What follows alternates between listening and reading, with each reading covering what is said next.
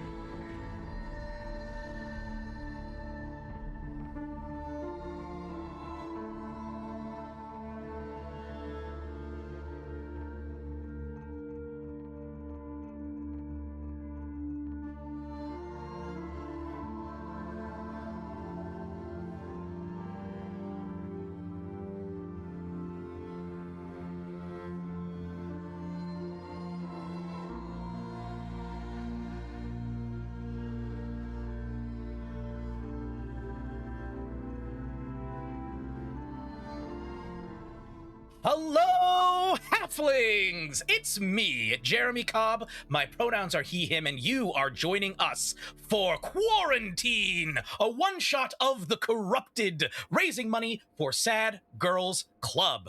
If you are not familiar with Sad Girls Club, they are an incredible charity run by Black and brown femmes. Their three goals are to remove the negative stigma integrated in mental health conversations, to provide mental health services to girls who do not have access to therapy and treatment, and to create in-person safe spaces that both nurture and build community for young women to know that they are not alone. And this is specifically aimed at Black and brown femmes. So please donate if you can. If you can't, then please go find a friend, potentially a white friend perhaps, who is very rich, who can donate in your stead. And actually, on the subject of donating, if you donate, or your white friend donates, you can affect the game. That's right, we have redeems. I will quickly run through these redeems. If you donate $5, you will get some. You can give someone a +1 to a roll. You can designate who that is. If you donate $10, you can give someone a reroll. Again, you can designate who that goes to. $20, a useful item appears. For $30, you can help someone heal stress or HP. And for $40, a new source of corruption appears. And to explain more about that corruption, I'm going to hand it over to our incredible GM and the creator of this very game, Navaar Jackson. Hello. I am Navaar, pronouns he, him. I'm very excited for this. This is going to be it's similar to, or vibes like The Last of Us rather, and we are going to be going through some possible zombie survival situations here. So if we can just go around, everybody introduce yourself and your pronouns, and then we will get to character introductions as the game begins. But let's start with Zach. Hello, my name is Zach. Pronouns they, she. I'm so excited for potential zombies. Zach made the cover of the game. I'm going to interrupt them for this. Yes, thank you. yeah, it's I'm beautiful. Excited. Let's go to Charm next. Let's go in reverse alphabetical order. Hot. What is up? I'm Charm. I go use she, they pronouns. I'm also ready. I'm so ready. Let's go. Nothing terrible could possibly happen, right? Nothing. Not even once. Yeah. Everything's fine. It's fine.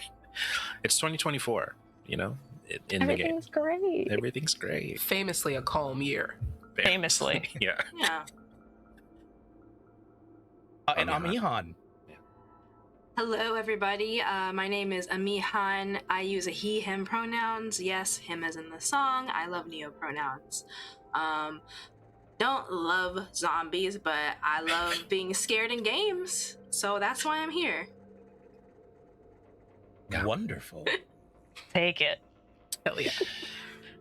Well, I think with that, then we will begin. If anybody's wondering, this is a Band-Aid on my finger because I need it. Because you've been infected already.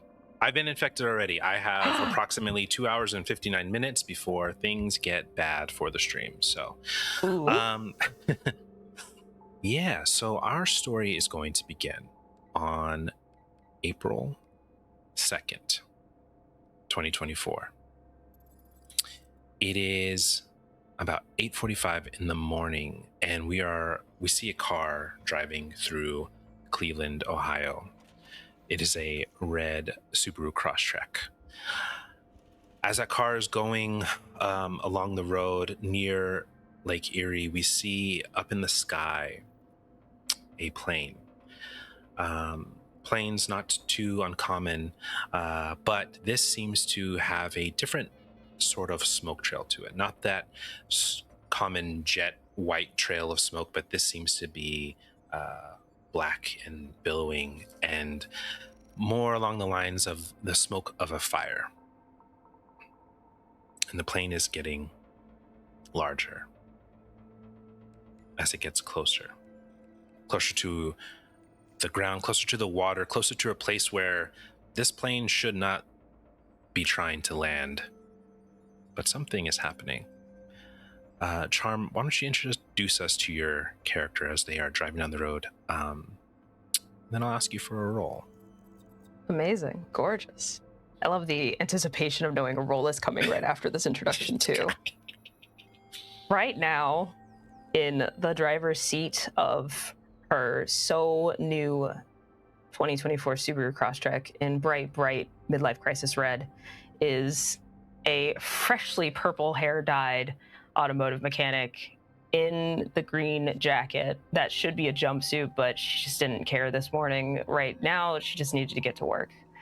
And she is staring out of that front windshield, just in awe and terror as this plane is falling from the sky in a way that she's never seen before, not even once. And she shakes her steering wheel for half a second, hitting the brakes way too hard, jostles forward, and pauses. Is just, what do I do now? What do I do about something like this? Is there anything I even can do? Like, and she looks down at the odometer, looks down at her gas gauge, realizes she's a little too low to go terribly far, but maybe. She sighs. What would Granddad want me to do? Granddad would want me to help people. And there's going to be people. There's got to be people on planes. There's always people on planes. And grips the steering wheel a little bit tighter. And I think at that moment, she's going to try to floor it right as she has that very quiet thought, I should have brought the Lamborghini instead. Instead, I got a Subaru Crosstrek. Yeah. Reliable. Or so they say. Let's do, not sponsored by Subaru. Give me a judgment driving roll. So your character has a -1 judgment and a +4 driving. So this will be a +3 to a D20 roll.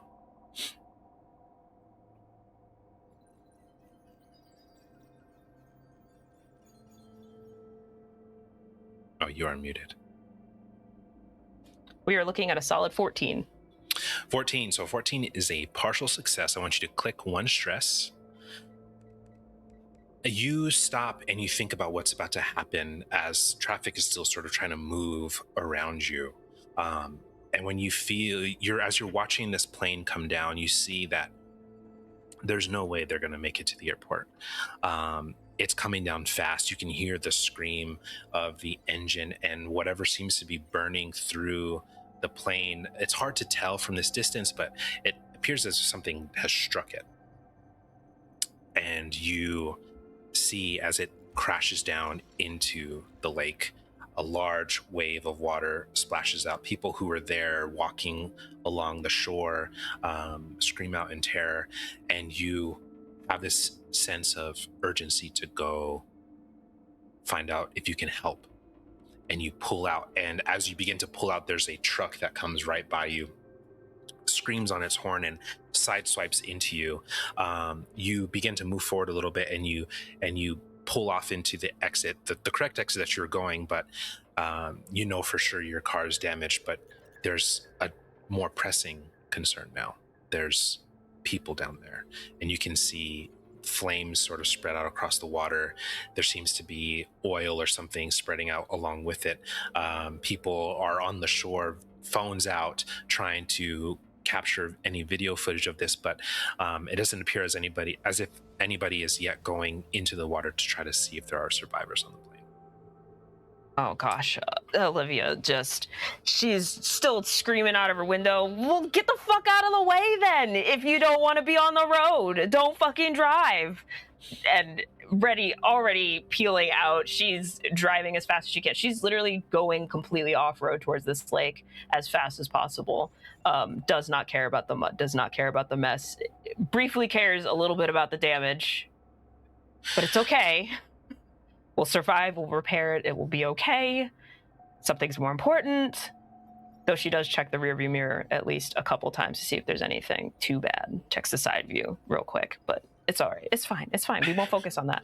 And as soon as she gets close enough to where there are people that she can see and recognizes that like a car is not going to make it any further, she doesn't even bother really hitting the brake. She's so ready to do anything that it takes. She just shoves that door right open, kicks it open even, and just dives out and starts running towards the water, like, and yelling at people who are on their phone. Why are you on your phone? Where is anyone even okay? What is happening? Who's in charge here? Are you guys, did you just, what happened? As your car begins to like slow and dip into the sand and pull itself to a ragged stop, and you're moving forward, you can see people are still in like sweaters and pants, and they're just, you know, with their dogs. People are looking around. Everybody seems scared. You see one person, this like 6'4", looks to be a Latino man. He's standing there and he's, I don't know. I don't want to go in yet. And so you just rush in to try and see if you can get anybody out. She looks directly at this 6'4" person and just goes, "You're afraid to go in the fucking water?" And just walks in, wades in immediately. Like, is anyone out here right now? Is anyone still stuck in this gunk? And it's just like yelling for people. Give me a judgment swimming roll as you move your way. Judgment swimming, you got it. Into it. Ooh, solid, nice zeros on that swimming. Let's go, gamers. Or we could roll decently. Let's see, -1 though, so never mind. I lied. It's a 10. Don't mind me. 10. Another partial success. Increase your stress again by 1, please. Ooh, baby girl. You step into the water, and I think the adrenaline carries you forward a little bit, but as you begin to get waist deep, navel deep, you feel why people might be so reticent to get in. It is freezing cold. It is very frigid, and there seems to be, again, like this sort of oily substance all around you as you're like pushing through, probably a leak from the plane, and you get to the door and you can see like it's not opened, but there's like a sort of it seems to be like ajar, like as if somebody was trying to open it from the inside, but the plane's a little tipped over and they couldn't get it enough to open it out. But yeah, you can hear people inside calling for help. Okay. At this door, after wading through and feeling that cold reaching real deep, way deeper than it should, Olivia pulls out her phone from a pocket that's probably soaked through, but thank goodness she's practical. Her phone's in an OtterBox, not a sponsor. That thick waterproof plastic. Looks terrible, performs great, and tries to at least turn that on with a flashlight, because between the fire, between this probably smoke, between the oil, the water, everything else, like, it's gonna be dark. It's gonna be hard to really pinpoint who's where. And I think at that point she kind of is shining the light on the door, like, where's the handle? Can I open this? Is there any way to open this? I think as soon as she realizes that there is a handle of any kind, I think she turns around and is just like, "Where's the big man? I need you in the water." You see him over on land and he's like, and begins to like move over to try to help you. While he's working his way towards you, are you going to try to open the door on your own? Yeah, she's going to start trying to pull at it, but she's confident she probably can't. Just logically, she's like, an airplane door in the water? Yeah. Come on now. Let's give me do brawn maintenance roll. Sexy. So, yeah, this is okay. Very sexy. Brawn 3, 6. maintenance 3, let's go. That's a 18. 18. That is a success. So yeah, you begin to start to lift it open, and it opens, and you can hear the splashing of this guy get closer. He climbs up and helps you get it open the rest of the way. And you can see inside there appears to be these people. They aren't like it. This isn't a passenger plane. You're noticing as like you open the door, you look inside. Most of the space is sort of opened up. There appears to be like some seats there, and then there appears to be shelves with metal and sort of glass coverings. They have different labels on them. Some of them with like the like a toxic symbol, some of them like with biohazard symbols, all lined along the wall. But the person in front of you is this scientist, and she's looking up at you, and she has black hair, glasses, light brown skin, and she is just trying, like, please, I think my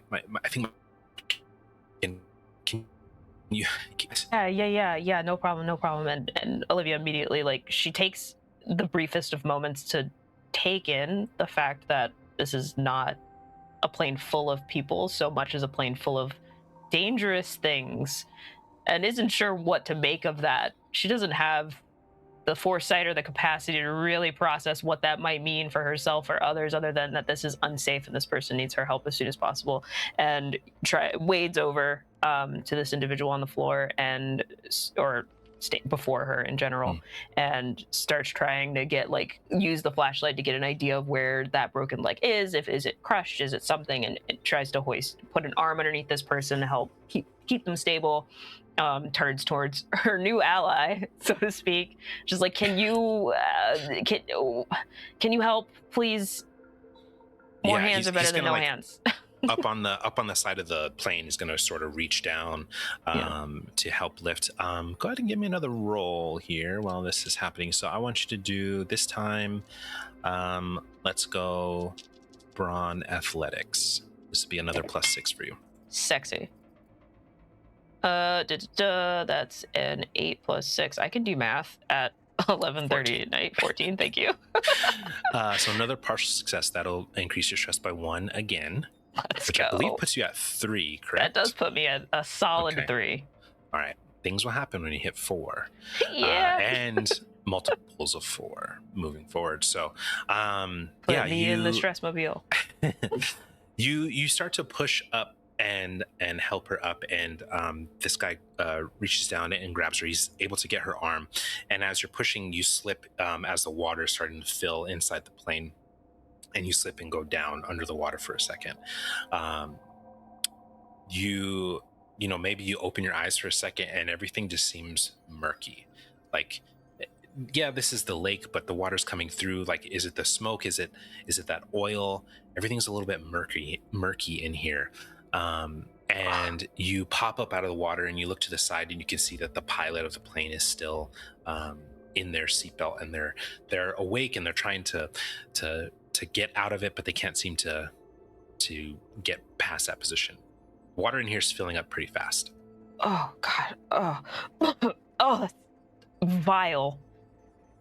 Do people not wash lakes? And she starts trying to get towards this pilot, even though she knows she shouldn't, and even goes as far as to go back under the water to swim faster than walking. Yeah. Waiting is going to take way more time, and is trying to get to the pilot. Turns around and just says, "Get this whatever you are, science lady, out of here. I'm gonna get. I hope this person's still alive." Oh God, no! Yeah, Let me save a dead body, and goes back under. It stinks. It burns. She hates every last part of this. She did not do well in swimming school. Never went to swimming school. The pilot looks at you, and they appear to be pretty scared. This is a person with dark brown skin, and they have like short hair, like the faintest of facial hair, and they like pull the headphones off. I just can't get the seatbelt won't unclick. Do you have something to cut it, maybe? Baby girl's always got a knife. And I think at that point, being who she is, Olivia like draws a knife from the back pocket of her jeans, just like, yeah, of course I do. Yeah. Nobody cares about the plane, right?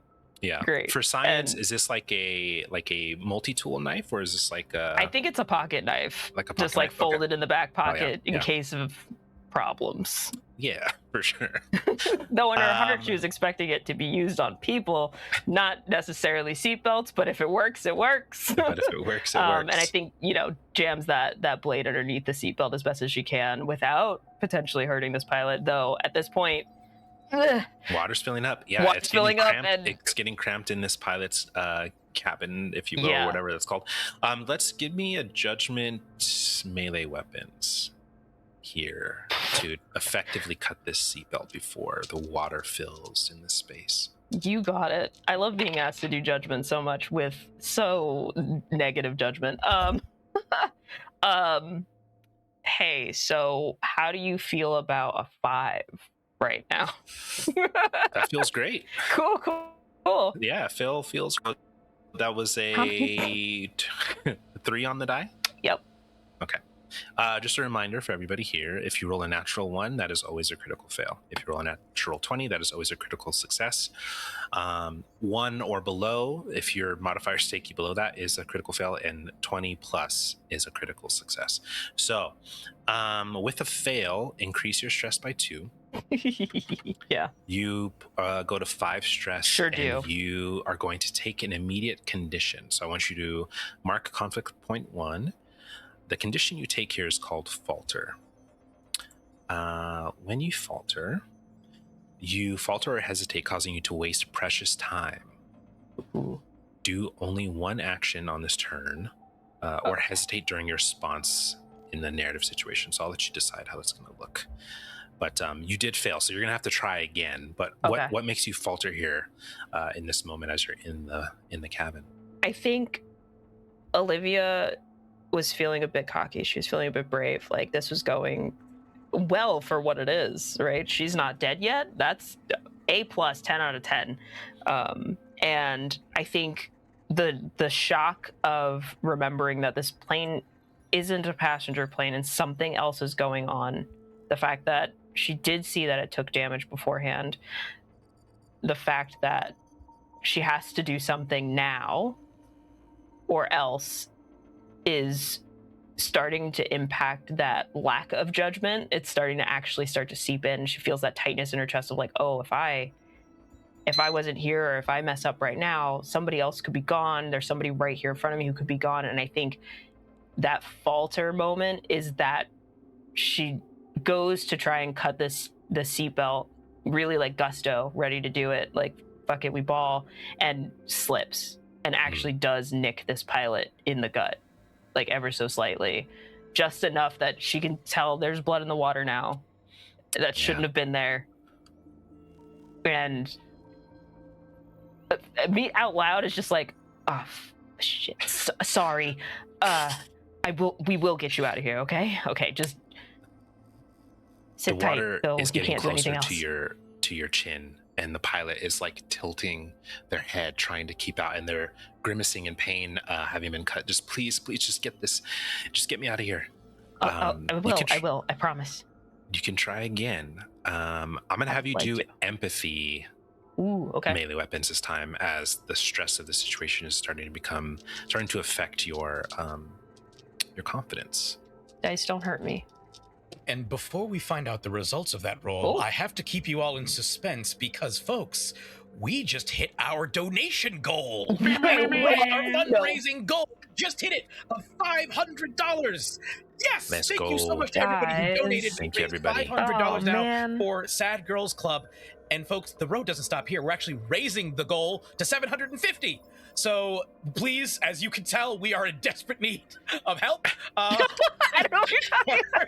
Charm is already very literally in deep water right now. So please donate to affect the outcome of this game and to support Sad Girls Club, an incredible charity. And thank you to everybody who has donated to help us reach this point. It is incredible. I'm leaping in my chair, even though you can't see it. I'm leaping, but my head is staying perfectly level because all I'm doing is lifting my legs just directly up. Yes. Oh yeah. Amazing. Charm, it was a great run. Thank you for showing up. Bye, everybody. Goodbye. I die here. Yeah.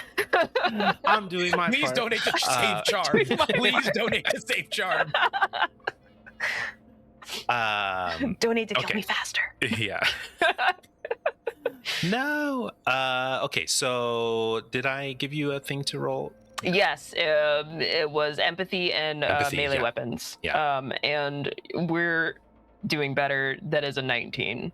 That is a success. You are able to cut the seatbelt as you both sort of fall into the water. and you can begin not to again. swim out of there. You can see that the pilot, like, they definitely need help. They're in pain. They're like still twisted, like they have to get their feet out and everything. Yeah. But you work your way over, and as you get to the door, you see that the person that was helping you, he's not there anymore. So you're gonna have to get yourself out and get this pilot out, and go on. Give me a judgment alertness roll though, as this is happening. Okay, you got it.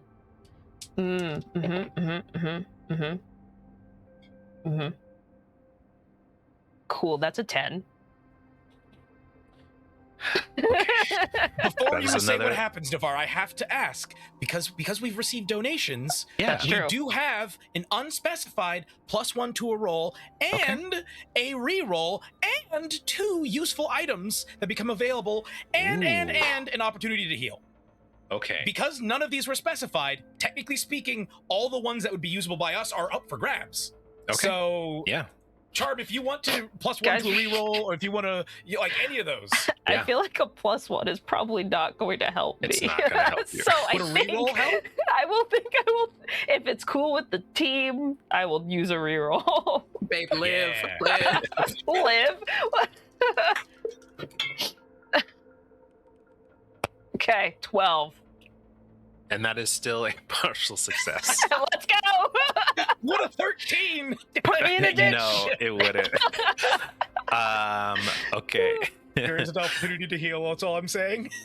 Yeah, Oh I don't my think gosh, that's gonna look. be helpful in this moment. But I will tell you what, this is partial success. So as you increase your stress by 1, Yep. Okay. 6.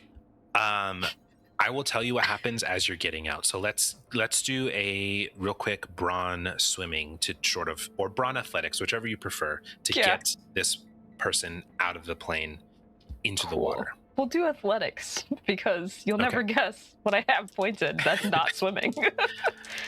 Okay. Hey, that's nice. That is a dirty 20. That's a crit success. Okay.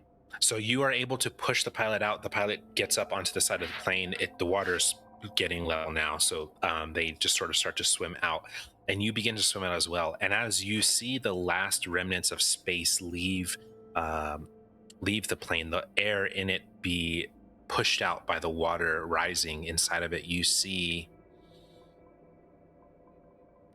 at least 2 more bodies floating inside the plane. Oh. That must have been under the water when you got there. Oh no. And it happens so fast. The plane sinking. You're out now. You're up in Yeah. the water. And as you're beginning to get back to shore, you can see like part of the water is on fire from the plane. Give me a. This is going to be a bad roll for you. But there's no other way that I can think to do this. Actually, Why I'll not? be a go. little bit nice. I want you to do intellect maintenance Okay. here. For the record, and viewers at home and our beautiful person running this game, you can punish me. I'm cool with it. It would have been. I was going to make you roll a chemistry, which is like a -5. So. Oh, hot. Let's see. 12 plus my beautiful 3 is a 15. And yeah, the other stat was intellect. So yeah, 15. Okay, partial success. Increase your stress by 1. Does that put you at 7 or 8? It sure does put me at 7, Chief. 7. Okay.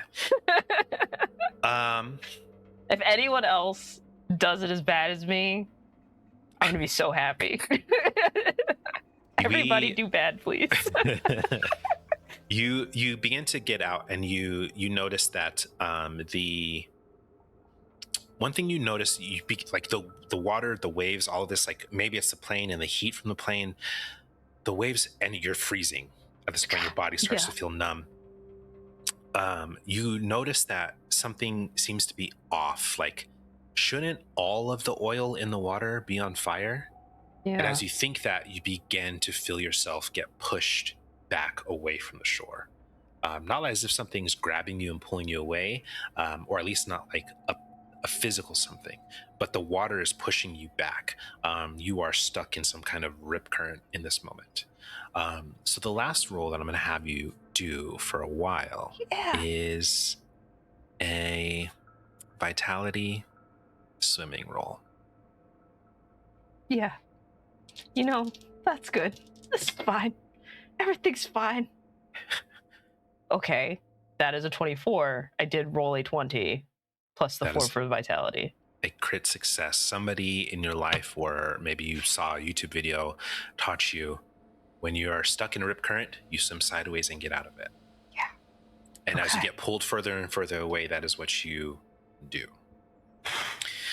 We're going to fast forward in time a little bit as this event begins to escalate. People are showing up. Emergency services are showing up. First responders.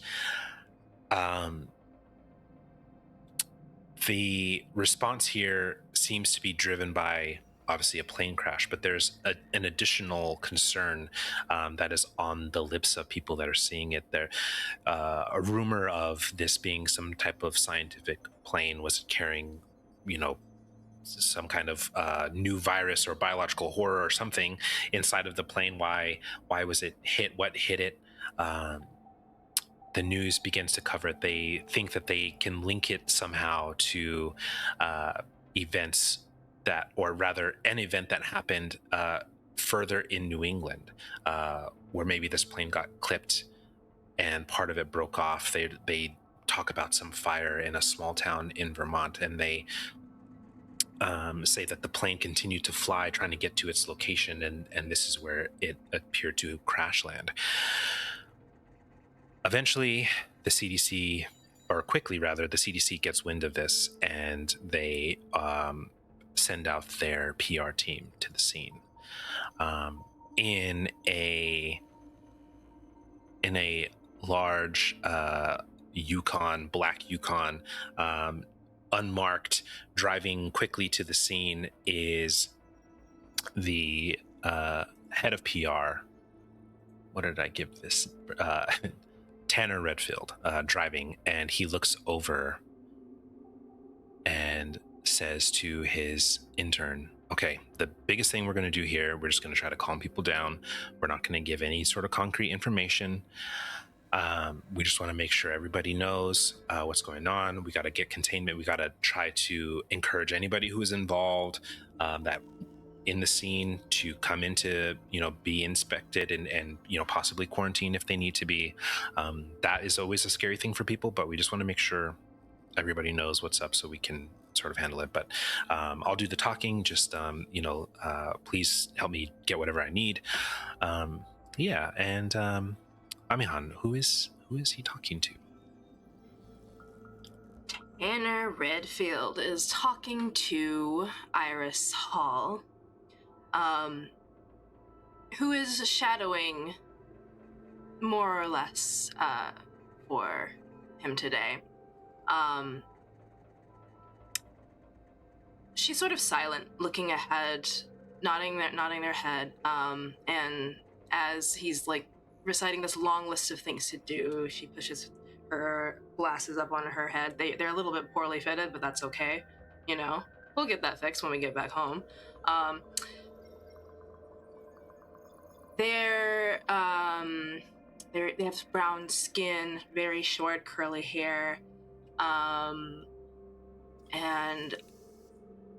they're locked in. They're looking straight ahead. They're not once again, they're not even looking at Tanner as he's reciting this long list of items. It's as if it's going into their head, and she's mentally taking notes for later. Very focused, because this is important. This is a very, very important thing that she is shadowing today. Yeah, and he quickly pulls up. You can see there's already the police, they're sort of barricading, and he shows his credentials and he's I'm here for the press conference or whatever. And so they let him pull through, but there's so many people there. They've tried to corral as many people as possible. A lot of the people who were there are not that have left. They've moved on. They're like, I'm not being stuck here for hours dealing with this. Like, I'm gone. But so as many people as they were able to corral have stayed, and you see like there's like 10 civilians around, and then a bunch of other like emergency service people. Like even the firefighters are sort of away from the shore. They're trying not to like get into the water. They've been sort of warned off from this, but there's nowhere for Tanner to park, and so he has to sort of go down further down the shoreline to park, and then the two of you are able to get out. He runs to the back of the truck. He opens it up, and he's like, "We probably won't need this stuff, but just take it." And he gives you a clipboard. He gives you some like information that he might need to help clarify situations, stuff like that. And then he heads to the thing, and he's like, "Come on, let's go. Give me a judgment alertness roll." Judgment alertness. Okay. Ooh. So to re-clarify, I add these to... Yeah, so you're going to do a d20 and then plus judgment plus alertness. All right. Or minus if you have a negative.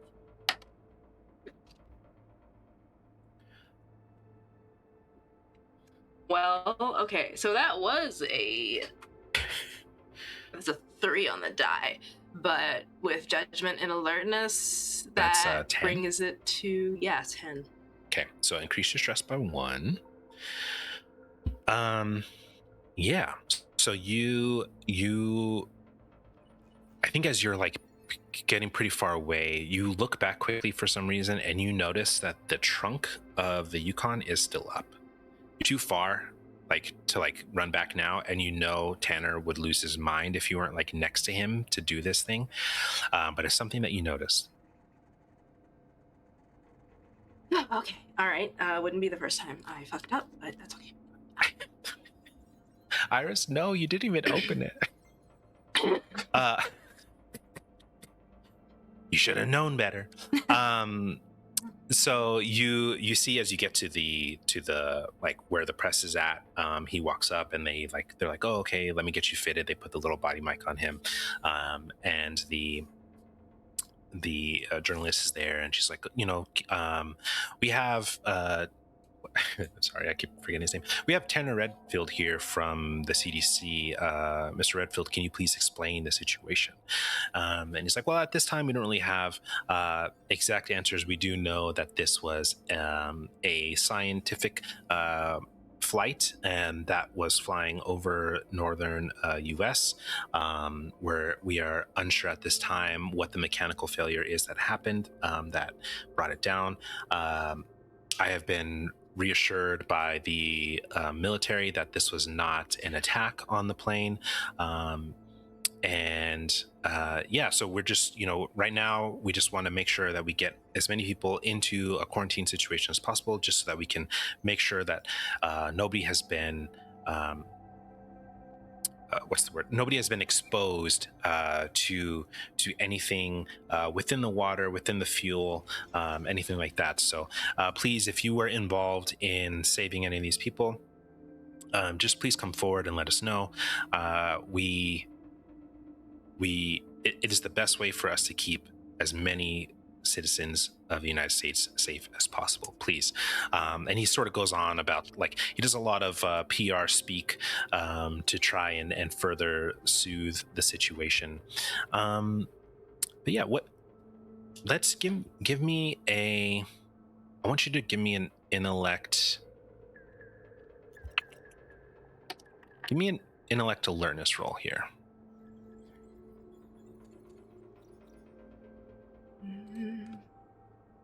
Okay, that is a intellect alertness. That's a 21 total. Crit success. All right, reduce that stress by 1. You are looking around, and as you're paying attention, but I think like you've listened to Tanner go into the sort of sales speak. You know that like at this point he's just going to keep going until he feels like he's done, and there's really nothing that he's going to need from you in this moment. And so you're looking around, and you notice that the fire services and EMTs that are down on the shore, they have sort of the people who are brought out there. You see that there are 3 people who are laid on the ground. They seem to be covered by a sheet.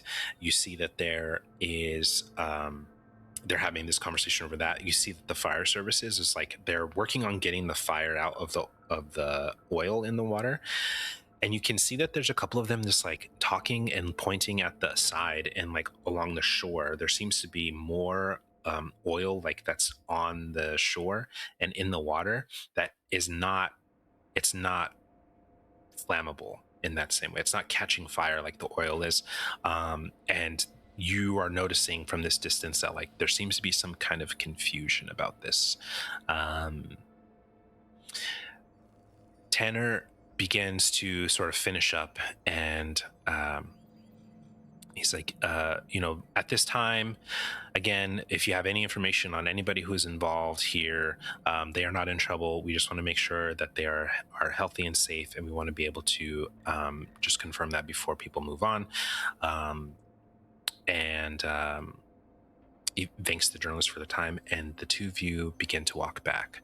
While that press conference is happening, Olivia's pulling themselves out of the water along the shore. You are freezing cold. You are far away from your vehicle. You can see that there's like a crowd of people there. Give me a judgment alertness roll. Yes, charm, please. Okay. You got it. Don't give me age stress, man. Well, that depends on what you rolled. Oh, good news. No. That was alertness, and what was the other stat? Judgment. God, put me in a ditch. That's an 11. Partial success. Yeah. Which increased by 1, so that does take you to 8. Am I correct? Sure does. Okay. So, at conflict level 2, you take the condition overcompensate.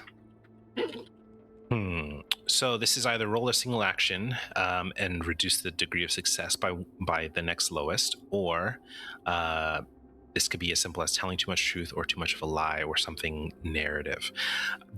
What I'm having you roll for, as you're getting out of the water, you see that there's really not a lot around you. Everybody is further down. There is this SUV in front of you, this black SUV with its trunk open. And you can see that there, you're freezing cold. You might possibly have hypothermia. Yeah. And you can see that there is looks like a gym bag, like in the back of that trunk. Olivia, freshly crawling out of this water, immediately starts hacking on the shore. But slowly, one elbow at a time, one knee at a time, gets herself on her feet, tries to gulp down air and starts spitting something up one more time. Maybe it's water, maybe it's not. She's not even entirely sure anymore. And squints through a bit of the haze of having swam through all of that and the stress finally coming down, and blurrily sees this black SUV with the trunk open and goes, oh, thank God, Kim is here. And just assumes it's someone she knows and starts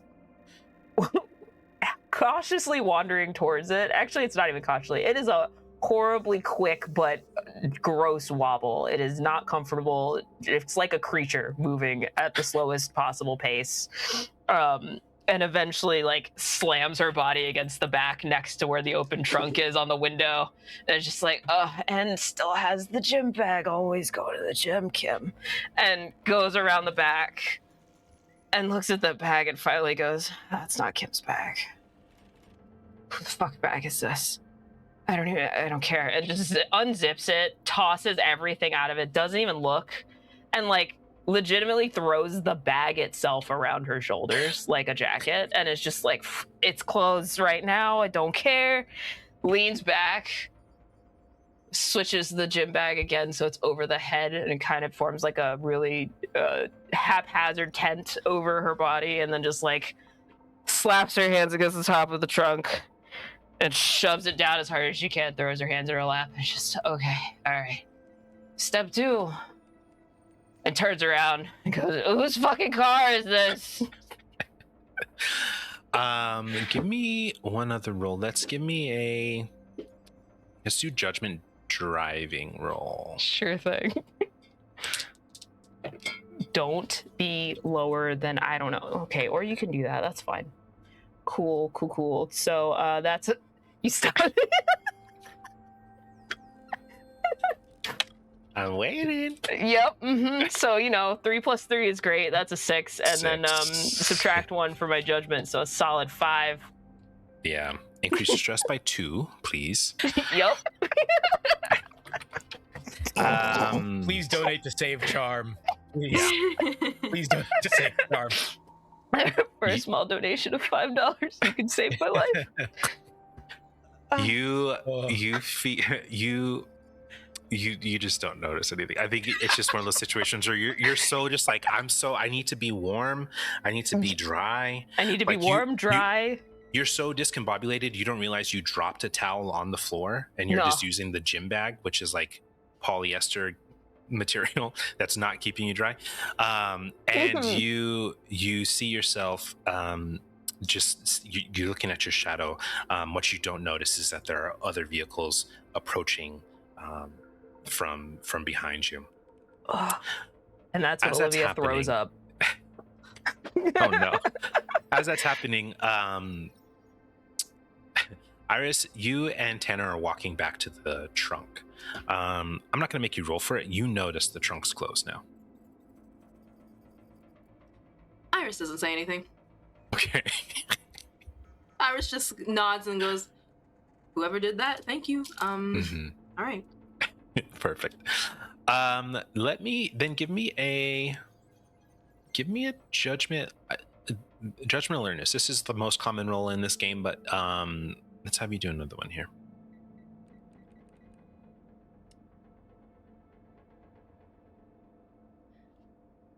That's Lord Jesus math. 8 plus 7.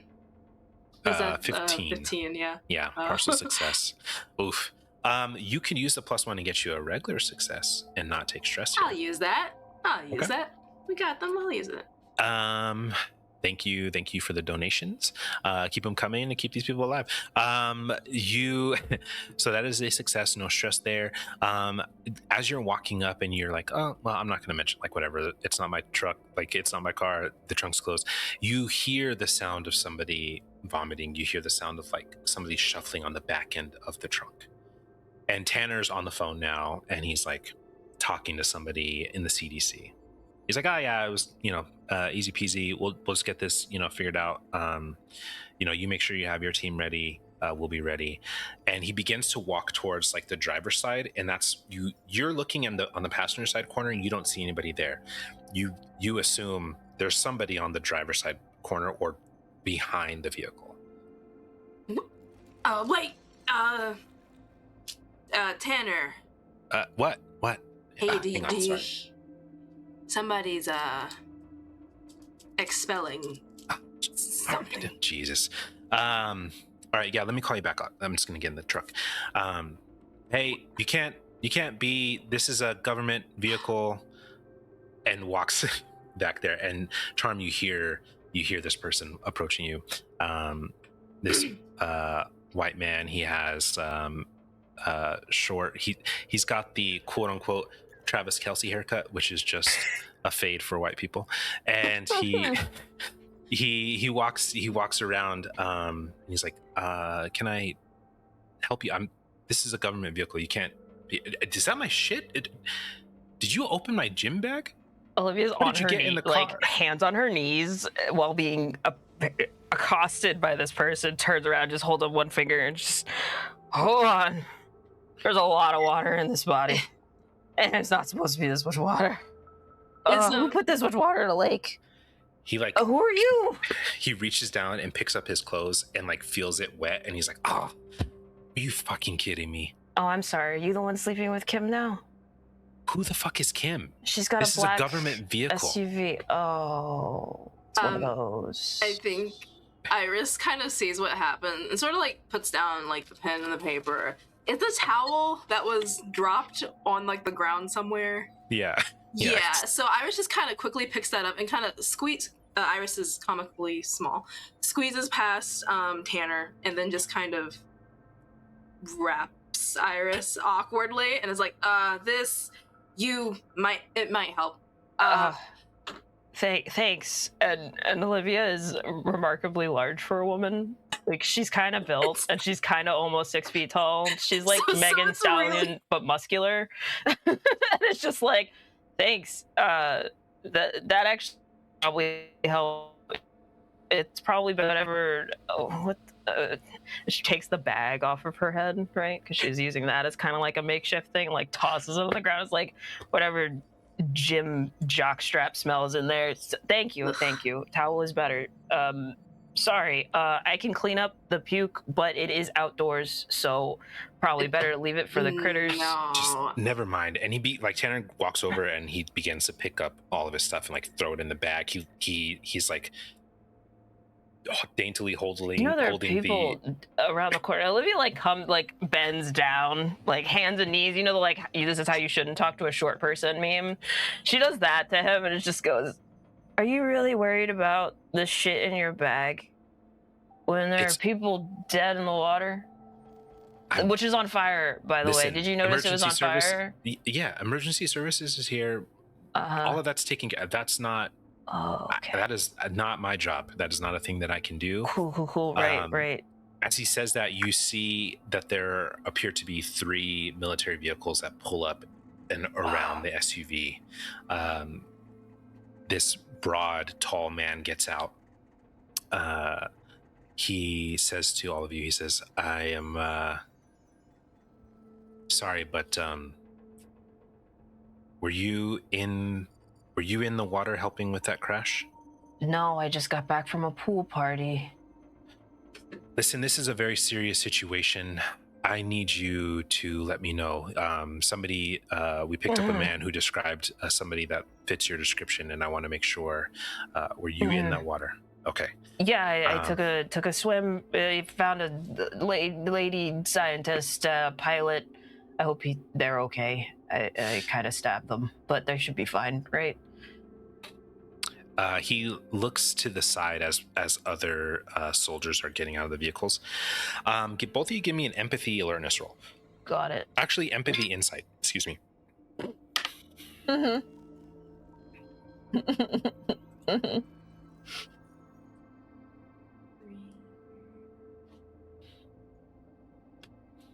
That's a 17 for me. Okay, success.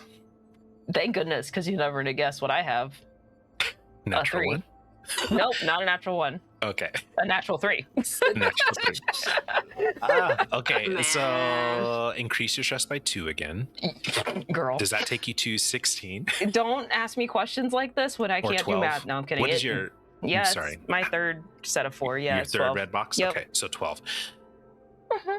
Perfect. Perfect. You got a reroll, it looks like, though. Did we just get one? Yeah. Whoever put a note that it's a pity reroll for specifically me, I swear to God. Whoever donated specifically a pity reroll. Thank you so much. We appreciate it. I love you. Save yourself from another condition that would be really bad in this situation. Okay, sure. I'll get right on that. I mean, that's an 11 now, which is a partial instead of success, which is 1, which keeps me at 11. Thank you. Thank you. Perfectly timed. Thank you. Incredible. So, and a success from Iris. So Iris, you notice quickly, I think especially like with your CDC training, you probably have to like go through a lot of like, different like quarantine situations, how people should interact, in the case of a possible infection, all that stuff. You notice that all of the soldiers seem to be maintaining a distance from you. Okay. I think, I'm observing this because Iris has been like, just like, okay, Can't Tanner give this person a break? She clearly just got out of the water. And kind of putting two and two together, Iris says out loud, "Oh shit." Oh shit is right. Yeah. Olivia, you notice that they're not like coming to detain you, and so you can see basically as he's standing there and he waits for all of his people to be out of the vehicle. He says, all right, well, unfortunately, due to the possibility of exposure, the three of you will have to follow us. Please enter the SUV together, and we will follow the lead car. You'll follow the lead car. We'll take you to where we need to go. And What's going to happen in my Subaru? Go. Yeah, and he's like, well, we will have your car towed, and we'll cover the cost. And sir, we're taking you to a CDC facility, as is procedure. Olivia sighs and goes, the scratches on this side, that happened here too, so if you could cover that, that'd be awesome. Which car is the lead car? It starts moving, like shambling towards whatever it is. Just like, he's like, no, just if you could just enter the SUV with these two folks, sick. That would be perfect. Sorry to inconvenience you, whoever the owner of the car is, but this is the safest way for us to be able to get you to the CDC quarantine. Okay. Oh, I've already been in the trunk once. Sure. And Tanner, like, he's like, fuck. Gets in the car. He's like, all right, come on, Iris. And you and he opens the door for Olivia as well to get in the back seat. Oh, how kind. And Olivia like crawls in the back seat and like sits down and gets all smug about it. And she's like, thank you. Crosses her legs. It's a very nice SUV. And the seat's heated. Yeah, the seats are heated. It's got captain seats in the second row. And yeah, and you can see they sort of pull out, they create a space. There's two cars. They create a space for you guys to get in the middle. And then there's two other cars that go behind, and they pull out and direct you away. As you are leaving, you can see that there are other people down on the shore. There appears to be other additional vehicles, like some fully unmarked vans and other vehicles that are taking anybody else who is there, who they deemed would need to be quarantined, and are putting them into those vehicles as well. You drive for like 30 minutes, and as you're watching, you can sort of see the Cleveland Browns stadium ahead, and you're like in almost like the outskirts of a residential neighborhood, and you approach this building. It looks like a factory or a warehouse building of some kind. It's like full concrete, very tall walls, as an electric gated fence, and there is a security guard there in the box. The trucks, the SUVs all pull up, and they open the gates. Everybody pulls in, and you see that there is on the side of this building a large garage door. That door opens into darkness of some kind, and all 5 vehicles drive into it. The doors close behind you. And you feel the vehicle descend as it drives down somewhere. In our secret CDC facility, we have a scientist and a custodian in the break room, or really like a mess hall, eating breakfast before the day begins. The news is on, and you are watching 2 different news broadcasts. One that talks about a plane being hit by some unidentified object in New England, causing a small fire as the metal began to burn in the forest. And for some reason, that plane continuing on for another few hours of flight as it then begins to sort of crash land. Air traffic control tried to help direct it, but there was low response, and the plane did not cooperate in terms of getting to any sort of specified airport. And so that plane crashed in Lake Eerie. You see the report of them, some people jumped in to help the people on the plane. There seems to be some sort of scientific plane that was carrying some sort of substances or something. And oil burned up in the lake. People are being quarantined. The two of you are watching this. Let's start with Zach. What does your character look like? What's their name, and what's going through their mind as they're watching this broadcast? At this time, you haven't received any sort of direction for anything you need to do. It's just something you're viewing. Okay. So Dr. Erna Crumpley is sort of loudly shaking a salad over the audio of the details of this crash. But she's watching intently, just sort of like it's like one other thing to like process. So it's a little half in, half out, trying to sort of let the croutons distract her.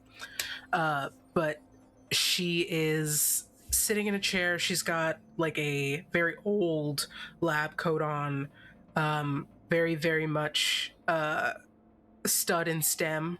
There's a little bit of a fade on the side. She's got like an old t-shirt underneath, a little stylistic pin or two that has like some witty reference to like the Krebs cycle or something. And she's watching annoyed, and here to escape the heaviness of her job and running into more heaviness in the world. So it's just we only get cable in here, so we can only watch cable. Okay, we don't have a Tubi, is it? Not too much. Not the Tubi. Okay. And Jeremy, your character hears this and is watching the same broadcast. What's your character look like, and what's going through their mind? My character is named Darian Mobley. He is a 31-year-old man. He is dressed in a jumpsuit because he is a custodian. He's got kind of darkish skin, a bald fade. He's about 6'1", average build, and he's got the short beard and mustache combo. He is, I would say, probably not actually listening to the broadcast. What he is listening to right now is The Number of the Beast by Iron Maiden through his headphones. Shout out to the Bone Temple. Just sort of bobbing his head, looking at sort of reading the subtitles on the broadcast. And what he exclusively listens to about while work is metal tracks, and then self-help. It sort of alternates. It'll have a metal track about 3 to 8 minutes usually, and then after that it will be followed by about 10 to 15 minutes of self-help advice from the guru that he respects above all else, Dr. Miltish.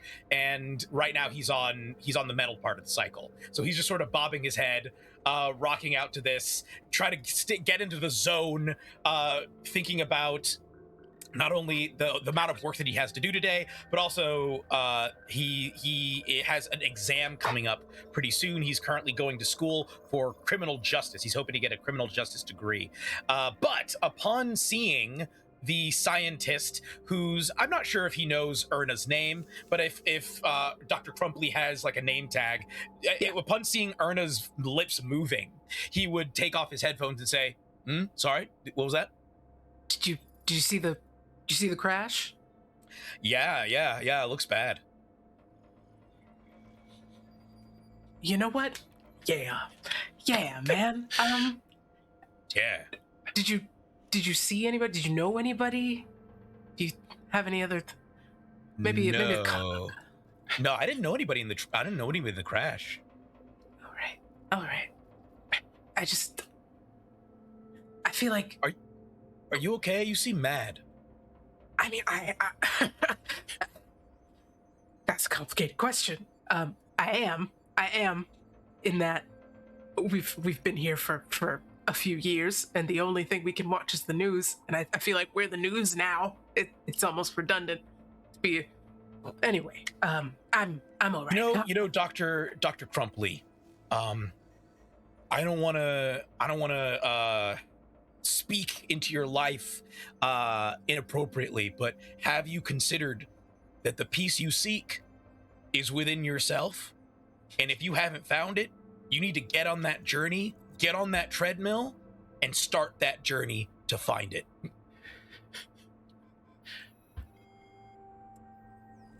Well, I did not consider any of that. You said did you say there's a treadmill in me? Yeah. I mean, you could also, if you prefer to view it as an elliptical machine, or maybe a Stairmaster, but I feel like a lot of people don't like the Stairmaster. The treadmill seems to be the easiest and the least intimidating, so I prefer the treadmill model. Okay.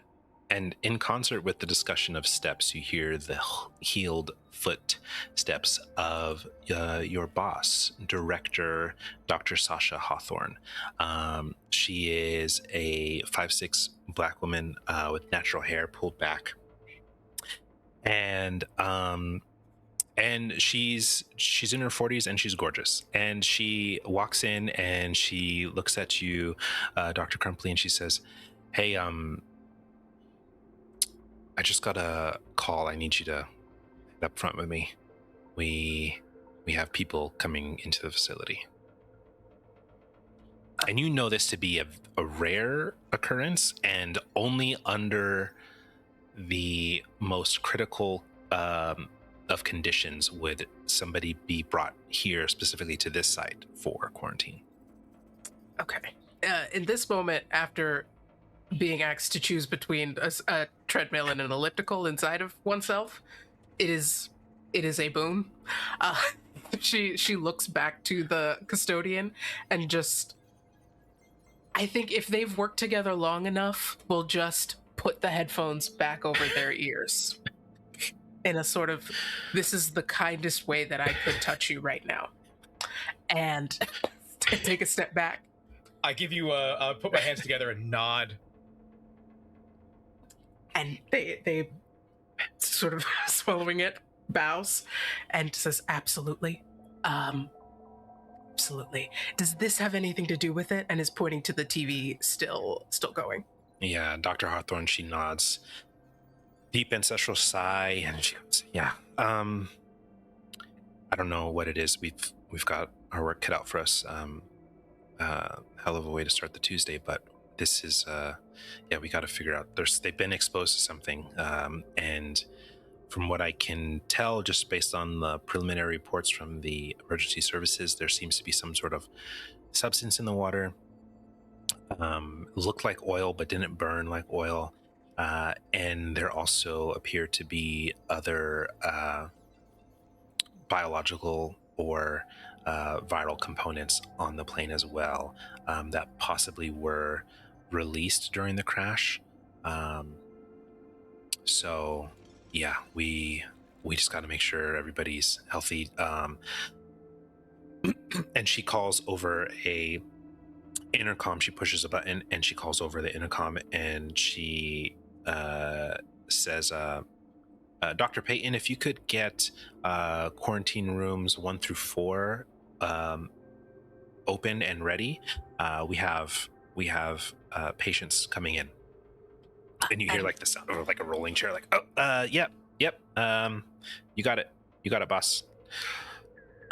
As but right before I can tell we're about to start moving towards there, I just take a step towards Dr. Hawthorne and say, "Is there any way I can look at the water before I look at the people?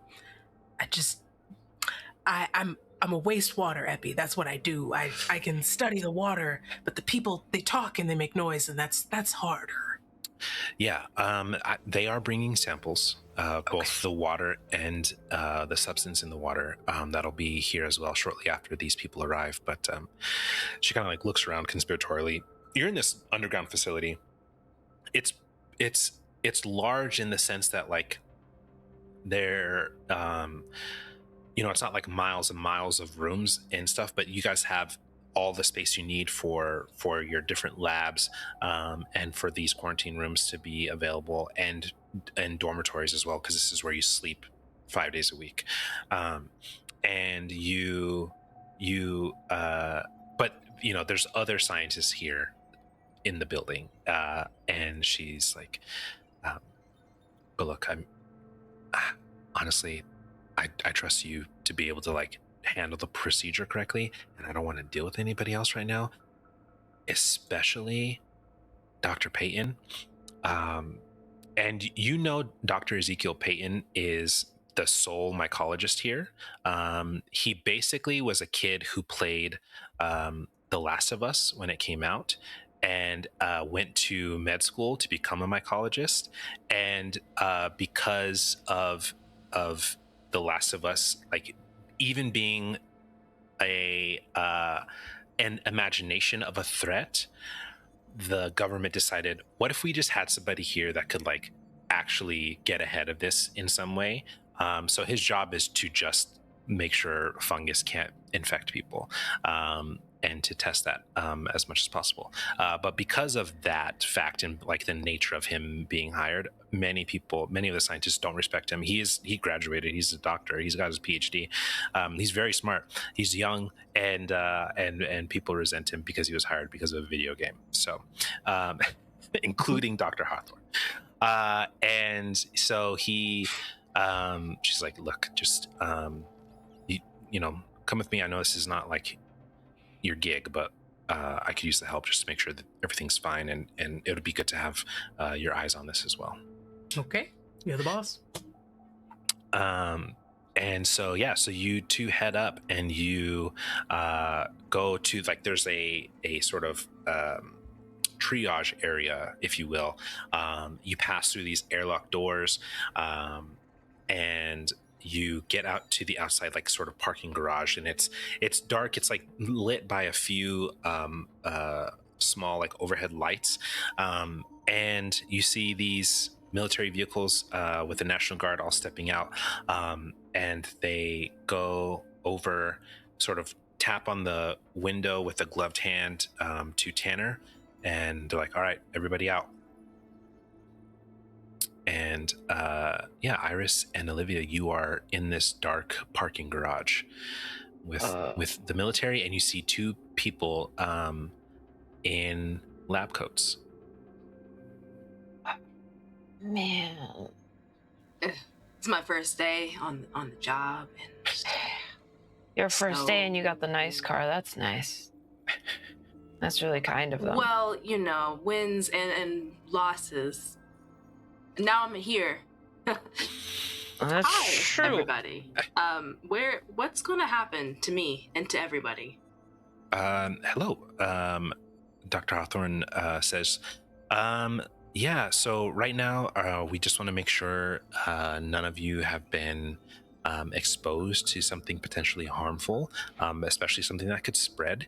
We're just going to do a quick quick physical, then you'll be free to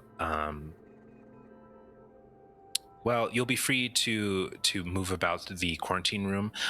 We will give you access to a phone so you could reach out to let your family know that you're okay, that you'll be here for a while, and but first there are some rules. And Tanner like speaks up like, hang on, look, I'm PR for the CDC. And she's like, oh, really? So then you would understand then that you need to follow these procedures and why these procedures are important. And I also hear that you touched clothing that was exposed to a person who was out on the water. Tanner, you're crazy. So if you could, I think the best thing for us here and for PR for the CDC is that you just follow what I ask you to do. And Tanner's like, okay. He just seems like he like shrinks down a little bit. Please, if you would enter through here, try to refrain from any physical contact with anybody else. We will direct you to the quarantine rooms. and she's like,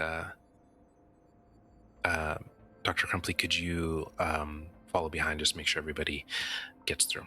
Of course. Grippers in pockets, understood, Doctor.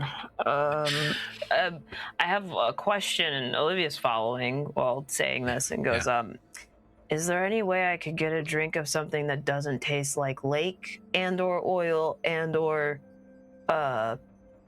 gunk, I guess? After we do our check, we will make sure that you are properly hydrated and fed. Amazing. This is not the way I expected to taste Tom Hardy as Venom, but hey, you get what you can get, and just keeps walking. She gives you a look that insinuates she's read some fanfic before in her life. And then she sort of follows. She's like, I will demonstrate. So she walks through, the door closes behind her, the airlock. You can see like this sort of sanitation mist that they do. I don't know if it's a real thing, but it's real now. And she walks through, and then each of you are able to just do that sort of one on one. Give me a empathy alertness roll, Zakia, please. Okay. That's a synthetic 20. Synthetic 20, that's good. I don't know if you had any stress, but if you did, reduce it. I've got all the stress. Don't worry, guys. Can I have negative stress? No, you may not. Okay. So we do still have one opportunity to heal a stress or HP. So is that what that? I'm sorry, I misread that. Yeah, you could still use that. I'm gonna let you all know. It might be smart for you to wait and save that. Okay. Okay. Yeah. Scary. So Thanks, with that crit success, you're looking around and you can see like the National Guardsmen are like in this garage, and you see the like head of that group. He just sort of looks shaken, and he's standing there. He's like, I don't envy you. It's a weird situation. Well, I mean, what was weird about it? The water's on fire. There's a number of reasons why that could be. Not all the water was on fire, and there was some kind of inky junk along the shore. But the whole thing, like, why would they just keep flying? Why wouldn't they stop and touch down in an airport? Why keep going so far? I don't know. Look, it's not my job to think about these sort of things, so I'm just going to move on. But you've got your hands full. We have the next convoy coming in with your samples. So they should be here in just a couple minutes if you want to just wait. Be perfect, actually, if we could. Yeah. And you see him like reach into his pocket, pulls out a cigarette. He's like, "Can I smoke in here?" No. All right. We had to interview your parents for you to be able to enter this building. You cannot smoke. I've got some clearance. He doesn't have enough clearance to be in this facility. Yeah, exactly. Not past this door. But the rest of the team comes, or the other convoy comes, and you can see like them come out. The head of security for this facility, who's named Norman Dixon, he walks out. He is a tall, like 6'5" indigenous man, and he comes out and he has his team. He's got a group of some of the other scientists there. They've like put on their hazmat and they go and actually take the samples, and they're going to carry them through as they're like walking past it. Where would you like the water and this other fluid? If you can put them, we're in just sort of like an open area, Right now you're in the parking garage, just watching them like as they bring in all this stuff in. I think she directs them to put the samples in the lab or the research space that's closest to where these people are going. Yeah. Just so this can stay quickened into one corner of the building. Okay. But she just motions quickly. Yeah. So they take it in there. You go in and you see that there is a basically in your lab you have all of your lab equipment, everything you need to test what you need. You have supercomputers there. It can process all the information you need.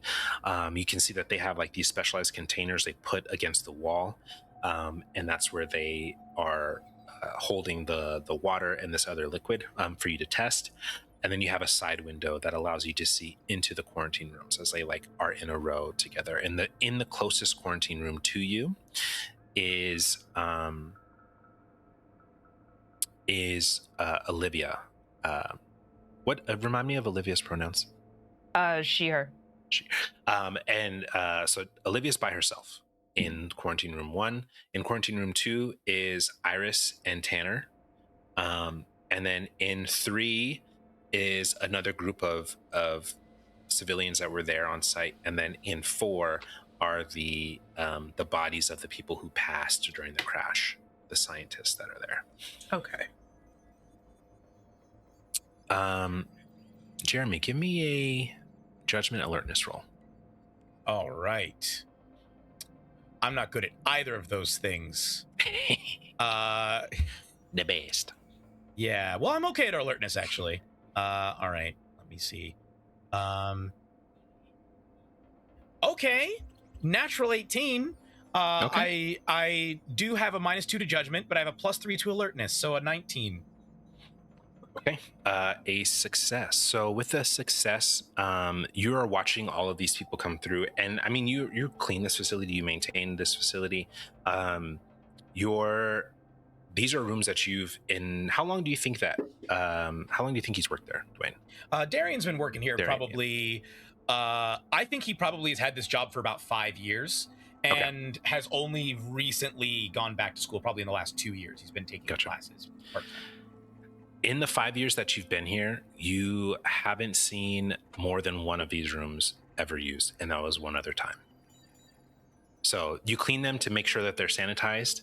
This is the first time as you're walking down these halls, you're seeing there's one person in a room, 2 people in another room. Here's a group of 5, and then here's some bodies under sheets, it looks like.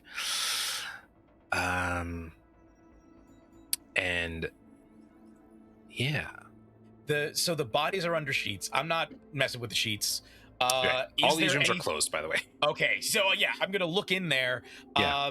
Is this one of the rooms that I normally clean? Yes. Okay.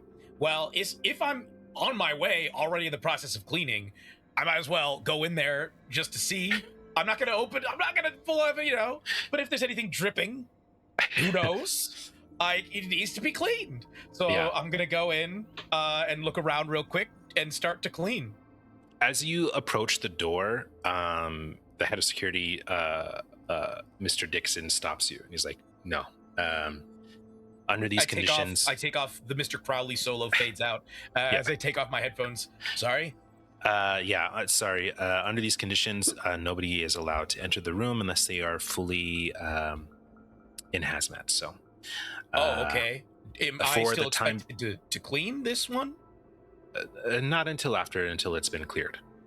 Okay. However, we did pass through the halls through the entrance, so if you that might be a good place to start work. Absolutely, sir. And I give him a little salute and head off to go clean. Yeah, and I think before we progress, do we want to take a break real quick? Oh yeah. Yeah. Let's go ahead and do it. Okay. Perfect. Well, yeah. Do you want to take us out, or shall I? Yeah, I'll do it. So yeah, we will be back in 10-ish or so 15. minutes. 15 minutes. We will be back in 15 minutes. Please keep donations coming. Things are only going to get worse from here, as we have only so much time left, and I did promise horror. So thank you all for hanging out with us, and please continue to hang out with us, and we'll see you back in 50 minutes. Bye. See you soon.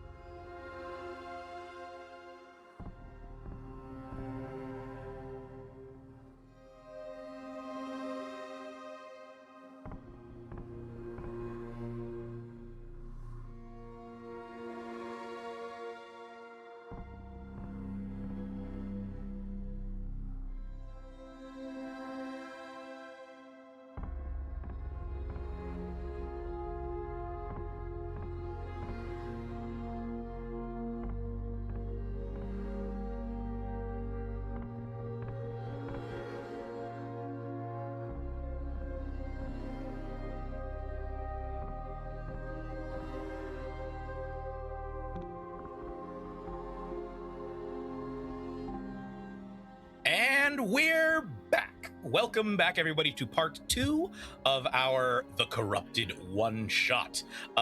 Things are just about to start heating up. Things have been really heating up with the donations. Thank you all so much. We're over halfway to our next goal, which is $750. Please, everybody, get in there, donate, because not only do we want to support Sad Girls Club, but also things are about to become very dire for a lot of us. I can feel it coming. Without further ado, I'm going to hand it over to our incredible GM and the creator of this very game, Navaar. All right, and we are back. So for the audience, one thing that's fun about the Corrupted is that the GM doesn't actually roll dice when I play. I have specific moves that I use. That said, I'm going to roll this D20 twice. Just for fun.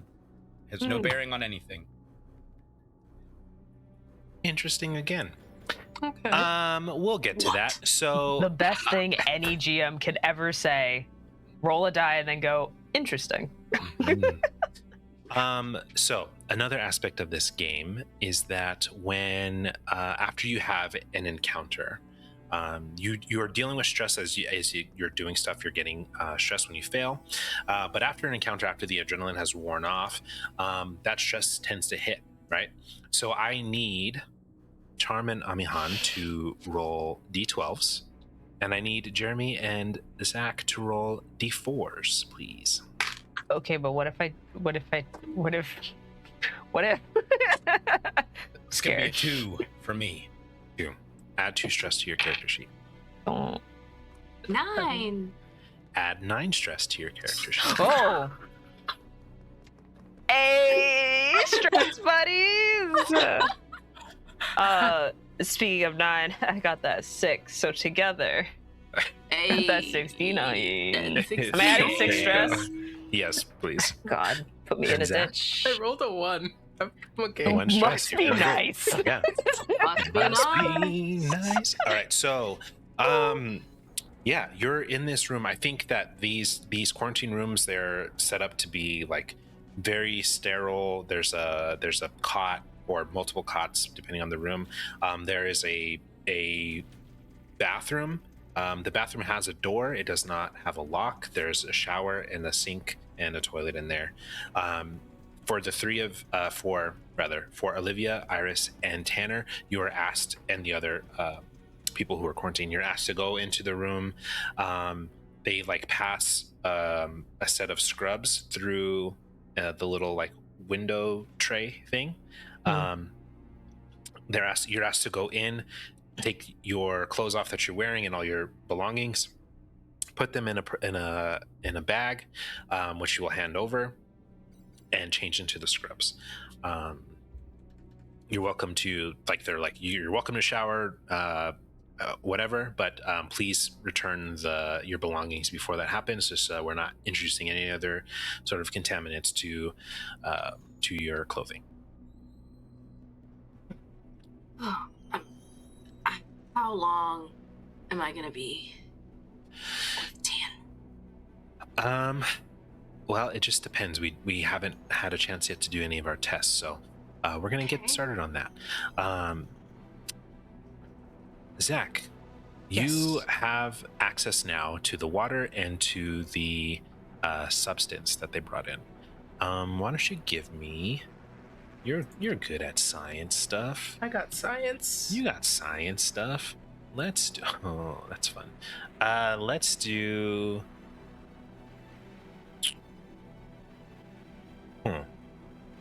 Let's do 2 rolls. So I want you to give me an intellect biology, and then an intellect chemistry roll. Okay. Biology. First roll is 22. Okay, crit success. Reduce that stress by 1. Wonderful. And chemistry is lovely 6. A lovely 6. That's a fail. Increase that stress by 2. Dang it. Cool.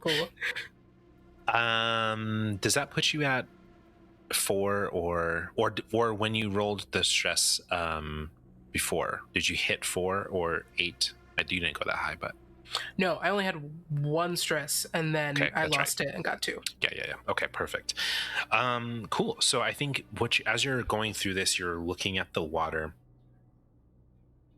You're seeing, microorganisms from the lake that are in there swimming around, and you're seeing that some of this water seems to have some kind of contamination from the plane.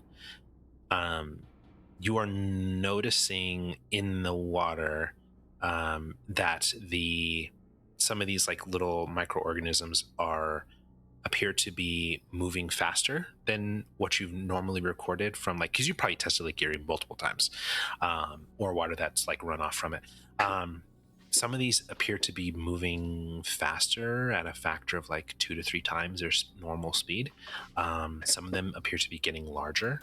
And it's not like all like just, but it's like it's enough. You're looking on this microscope and you're like, that seems weird. And then you go to test the substance, and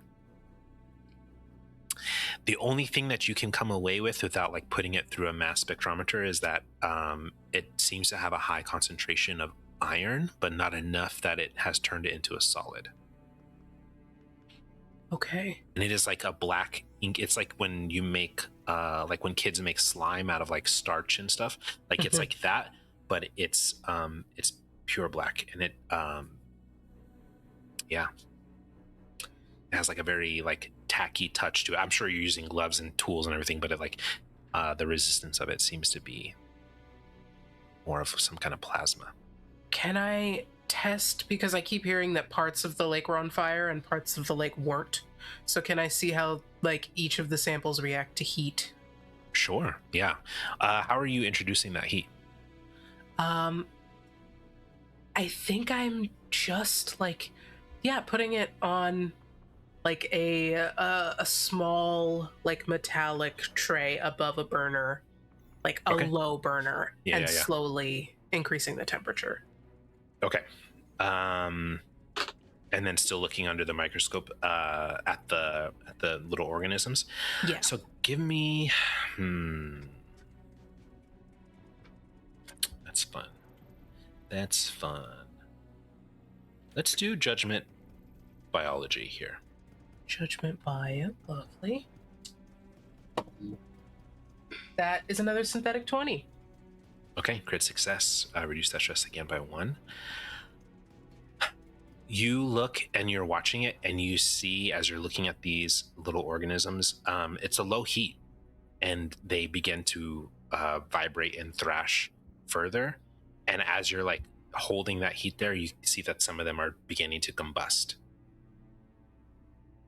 The water hasn't even like hit a boiling point yet. Okay, and then you move over to the substance. I'm just realizing we have some donation goals stuff here, some redemptions. And you begin to move, you introduce fire to that substance, and you see it begin to bubble. And then you watch as it slips off the tray and moves under a cabinet. Shit. Almost as if like somebody pushed it, maybe, or like it just like, like you maybe you created some kind of slippery substance where it just rolled off and continued to roll, because that's how physics works. When you there's nothing to stop it, it just keeps moving. Or maybe it moved. Erna's Doctor. Zach's not gonna make this decision, but Erna's gonna like move, sort of get down on their knees and like look under the where it went, so their face is level with the ground, and peering directly in to where the creature or the thing fell. Yeah, give me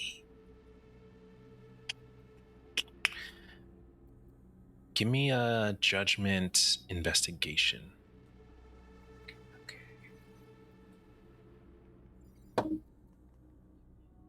10. Plus 6 roll. 10. Partial success. You are looking underneath and you're trying to find it. This is a pretty tight space. you're looking with your naked eye and you can't see anything there yet. It's like it's shadowed, it's a little bit pushed behind here. And maybe you grab like your phone light or something and you sort of peek under, and as you put the light there, is it a trick of the shadow or does it move up? You're looking and it's possible it's behind the cabinet. These cabinets are pretty tightly secured. You could ask Darian, yeah, maybe to come undo the cabinet. Yeah, but you don't see it anywhere. I think I poke my head out from the lab and like, because I think I fucked up as well. So I start like psst, hey, to Darian as I see them cleaning the hallway. Okay, Darian, notoriously wearing headphones. I need you to give me an empathy alertness roll. All right.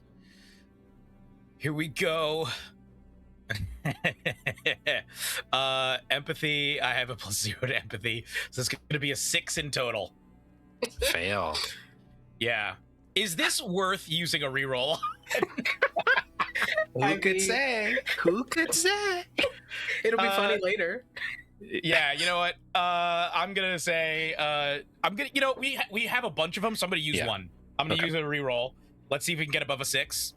We got up to an 8, everybody. We got up to an 8. That's still a fail, dear audience. Increase your stress by 2. What is your stress at now, by the way? I think it just went to 4. To 4. Okay, so you fail and you falter in this moment. So we'll get back to your falter in a second. Dr. Crumpley, you see, you're trying to get Darian's attention, and he's got his headphones on. He's not listening. He's mopping the hallway where everybody was brought in. You can see Dr. Hawthorne down a different hall, and she seems to be in a discussion with another scientist. So you could continue to call louder and possibly get her attention as well, or you could just kind of leave the room and go out there. I'll look in the room one last time just to like make sure. Just a little, okay, it'll be fine. Yeah. And then I go get Darian. I tap him on the shoulder. Roll a d6 for me, please. Okay. 6. Add 6 stress to your character sheet. Wonderful. As your sample has left your sample tray. 7. Okay. Okay.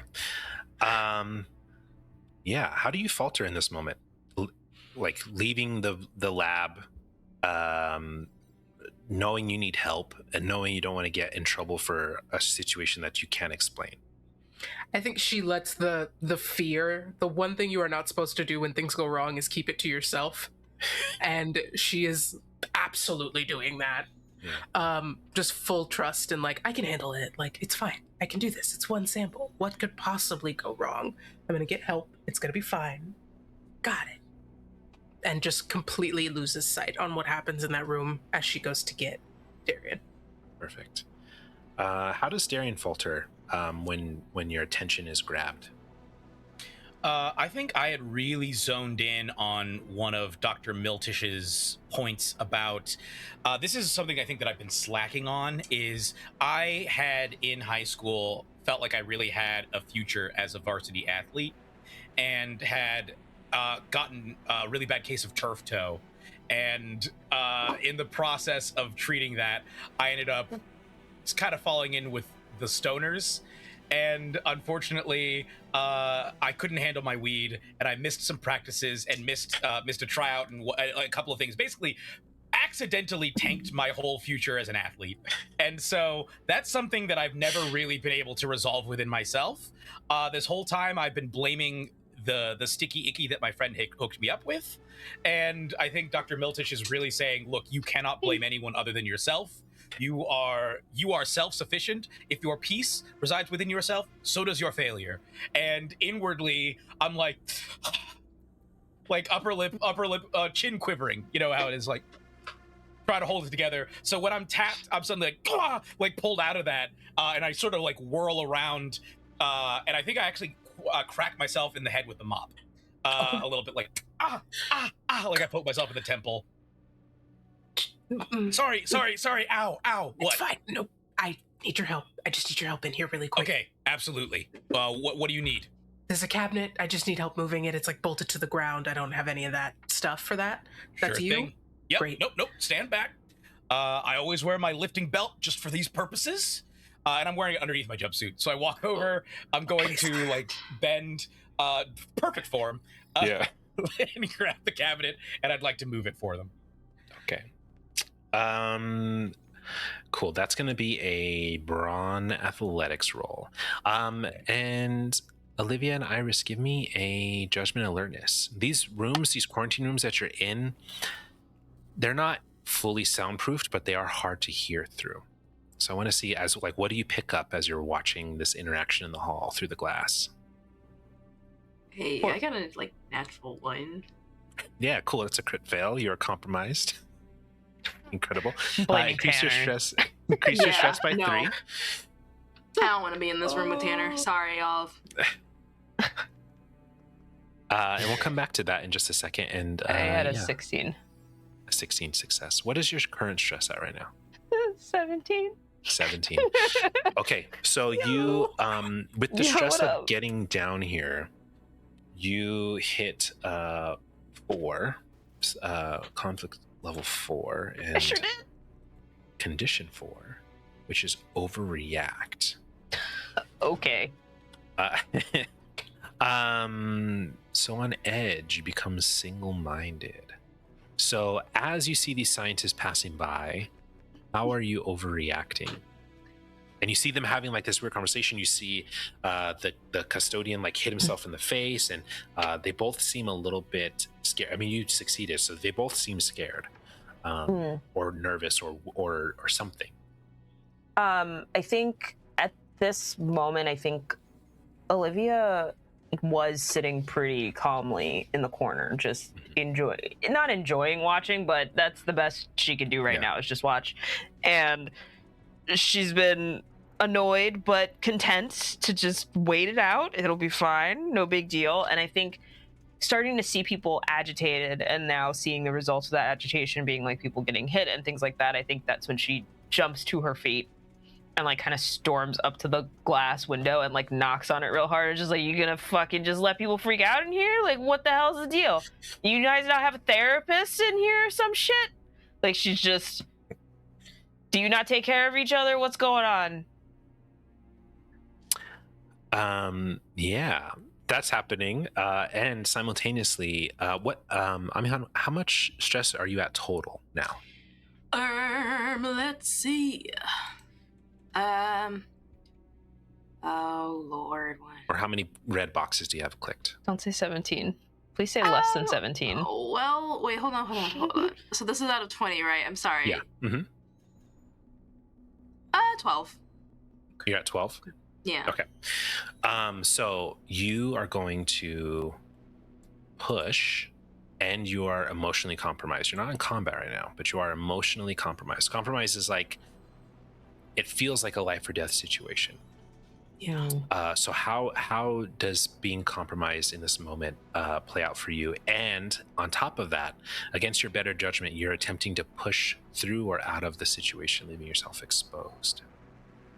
You see the scientists leave the room. They seem frantic. You see the janitor also seem a little off, hit himself in the face. You hear this person you just met at the lake who exposed you to something possibly and is now banging on the window. What's going through Iris's mind? Iris began this day hopeful. This was an opportunity. They are an intern shadowing Tanner Redfield, which, he's sure is a supervisor. But they are an intern. This is their first day out in the field on the job. And this would potentially lead to security for not only themselves, but also their family. A lot was weighing in on this. And so, when they saw the military approaching, like, yeah, we have to quarantine. But the more time, like, it's like the further and further they got away from civilization, I guess you would say, the more it kind of sunk in that this was probably a lot more serious than, like, maybe initially thought. Like, oh, this is, like, I'm gonna be in here for probably a while, if like I'm hoping for a week at this point, but who knows. Tanner is driving me crazy. He's driving me fucking crazy. I don't know what this man is talking about at this point, but he's just using me as sort of an emotional sounding board, and all I'm doing is just sitting there dissociating, and thinking about my folks at home. Just thinking about what my cats are doing something crazy in here. So thinking about what I'm going to tell them. And actually, well, were we able to make the call already, or? No, not yet. Okay, not yet. So, I think at this point, before I check on my cats, at this point, it's like Tanner just says something about whatever fucking football game he was trying to watch tonight with the boys. I don't know. And then it's like uncharacteristically, like she's sitting on the cot, and then she just like looks up, glares at him, and goes, "Would you please shut the fuck up, Tanner? Please." I mean, that's not super professional, but yeah. We're okay. Listen. No, hey, look. I get it. All right. No. Yeah, I'm sorry. Okay. I guess I'll just talk to somebody else about the football game. And he like moves to the other glass, like away from the opposite side of Olivia, and like is like looking at the other quarantine people to see like, does anybody have any like Cleveland Browns regalia on? Anybody a LeBron fan, please? Just like miserable against the glass. Please. Oh, okay. I think I actually think Iris will kind of just go against the glass and kind of knock a little harder and just be like, somebody answer any of our questions, please.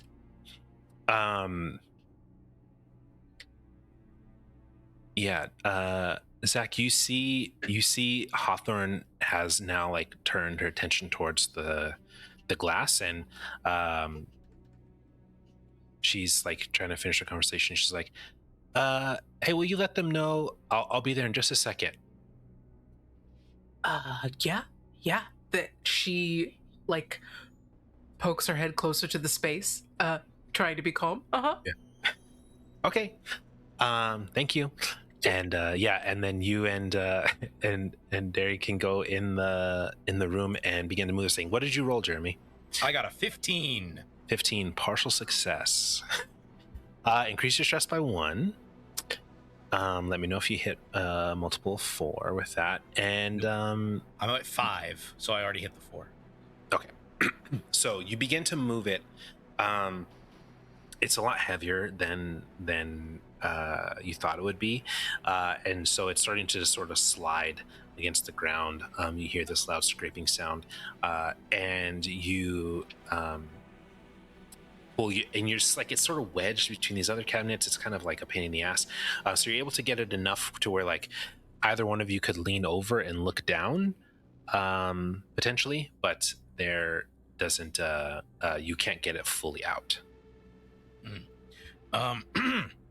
Would you be able to help with this? I don't know how physically sound you are, so don't hurt yourself. But if you could, I've seemed to be a little stuck with it.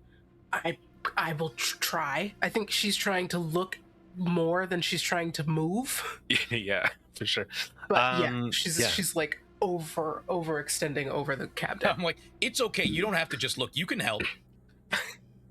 Oh no, yeah, no, I'm doing it for sure. I don't have a Like, problem. Yeah. No. one I want to be very arm. clear. I want to be very clear. I think women can lift just as much as men. Mm-hmm. That is something that I've held personally. I have a lot of respect for you as a person. So. This is a theory over praxis moment for the both of us. I hold out my hand to shake your hand.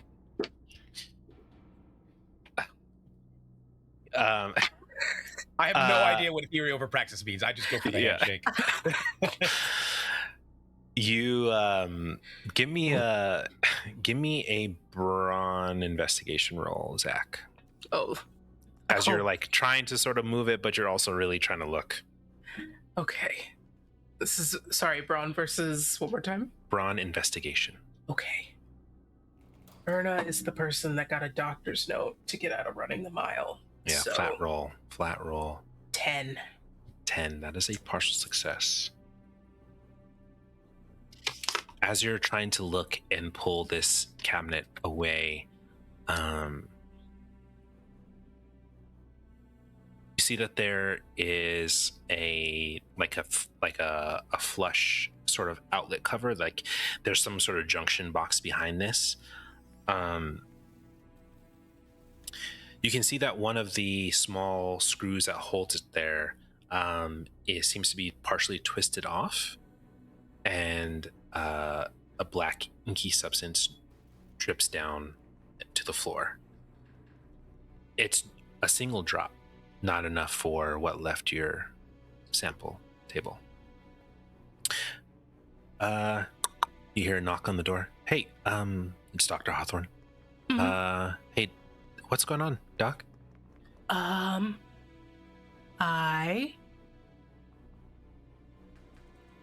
We were just bonding over our shared respect, mutual respect for each other while trying to move this cabinet. Yes. I need you both to give me empathy deception rolls. I'm being honest. That's true. You can give me persuasion instead. Okay. That is 18. true. Okay, success. 12 for me. Partial success. I think she looks at you, Doc, and she trusts you. So you say if you agree, then she accepts it. But she can see that like she's looking at Darian and she's like, I clearly don't understand exactly what's going on. I know that this dude is he's weird, and so I don't know like if his explanation of this whole situation is correct, but whatever. All right, well, I'm gonna start doing their check-ins and make sure everybody's good. So let's just keep me informed if anything else or if anything comes up and you find anything interesting. Of course. Absolutely. We're gonna fast forward time a little bit, but all that to say, you get your checkup. They don't tell you what the results are, but what does happen is that Tanner is moved into the room with Olivia, and Iris, you are put in the room by yourself. They do kind of explain to you like, given the difference in the results that we've seen, we think this is the best course of action. Nothing to worry about. And then they let you call your family. As soon as Tanner comes in, Olivia flips her hoodie inside, or not her hoodie, her beanie inside out, because that definitely had a Pittsburgh Steelers logo on it. And Tanner's like, hey, I thought you were supposed to take all the extra stuff. And they're like, it's a hat, dude, just chill. Damn it. I'm sorry, your team sucks, bro. It's a bad, we had a bad draft. Yeah, you keep saying that. And so, yeah, so we're going to go to the next day. I think it's, You're Zach. You're researching throughout the day. You're trying to figure out more stuff. I think do you test the inky substance again? Do you try to put it on? Okay. Do you put it under fire again? Yes. Do you change how you do it? Yes. Okay. Absolutely. I think there's like in the middle of this giant like lab table. There's nowhere for things to like slip or go away. But if anything, she's also in the middle of the room. Yeah. So there's not many places for her to go other than the door as well. Okay. But she just, I think, starts to instead like effectively like a scientific equipment equivalent of like one of those mug temperature regulators. Yeah. That's a lot less intense. Okay. Cool.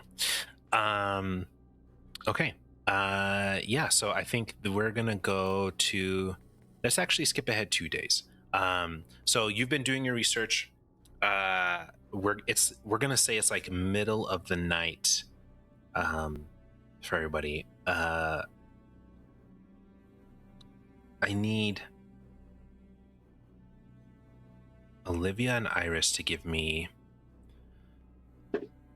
a vitality. What else do I want this to be? Vitality alertness rolls. Okay. Because they're not infected, right? Sure, yeah. That's what that means. Okay. Okay. What exact number day is this? Is this 3 or 2? 3? Oh yeah, it's a great question. This for you is going to be day 3. Gorgeous. Okay. I did get a unnatural 20. Ooh. Okay, crit success. I got a 17. 17. Okay. Okay.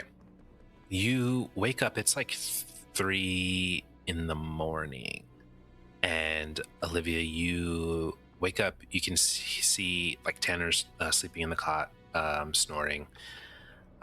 You feel not great. You feel like there's like this pain like throughout your back. You have like aches in your joints. You've got this like sort of like possibly a low grade fever. You feel like you're not feeling good. And you look out in the hall and you see this young scientist who seems to be pushing like this large like cart. It looks like it has like different like glass boxes on it that are like encased in metal, and you can see on them there's like under this sort of like a red light in each of the boxes, and you can see there's a digital panel. And each of the digital panels has a number on it, and you see 98.2, 98.3, 98.4, 98.5, and 98.6. There's something in there. It's hard to tell. You can give me another roll though. Let's do. Yeah, I get a little squint. Yeah, let's do. Let's do intellect biology. Yeah? Is that what we're gonna do? Great. Is biology one of them -5 boys? Yeah, sure is. Yeah, okay. Cool. So Thank you for that. This is a solid 3. Solid 3. Yeah, fail. Your stress goes up. Something about this seems weird. Yeah. Olivia, on waking, not feeling great, knowing where she is and what's going on, started to get up and go towards the front to try and be like, I should probably tell somebody I don't feel good. I should probably give them an update. That's the right thing to do. And this situation with these containers and these temperature readings, which I think everybody's been in a doctor's office. I think you see 98.6, you're kind of like, all right, that's a temperature probably. But doesn't understand the full impact of what that means, and is just like, oh, I guess that's where they're keeping my temperature. I guess maybe I don't feel as cold as I am, though. Forehead's kind of warm. Maybe I don't say anything. Maybe I do. I won't leave them. They'll check in on me. And goes back to sitting down on her own cot across from Tanner, and is just like, Psst, Iris, Iris. And Iris is awake.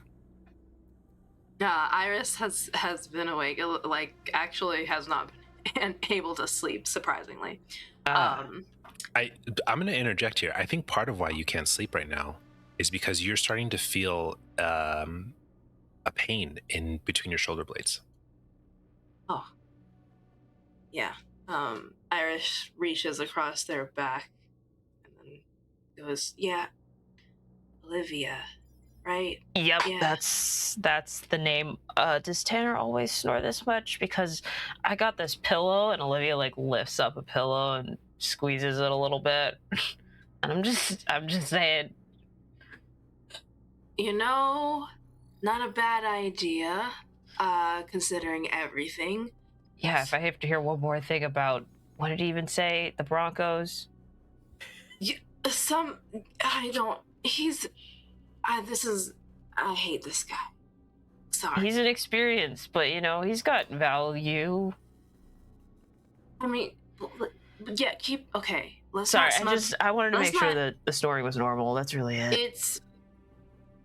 Yeah, I catch him napping sometimes, and I have to pick up after his messes, usually, in the office, but... Oh, okay. I got Yeah. you. And is there a bathroom attached to this that we can freely use? Mm-hmm. Yeah.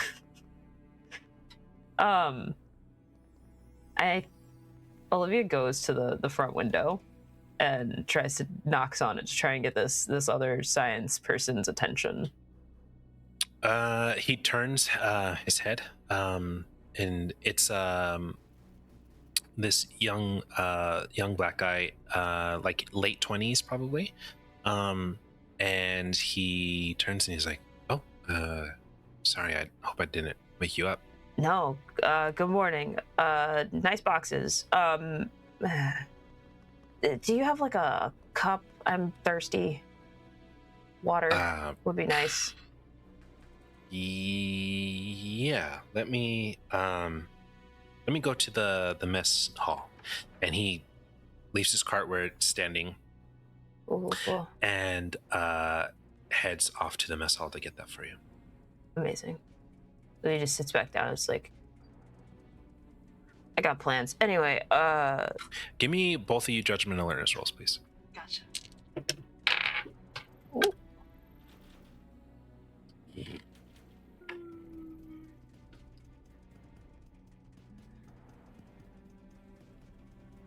I can do math. 14.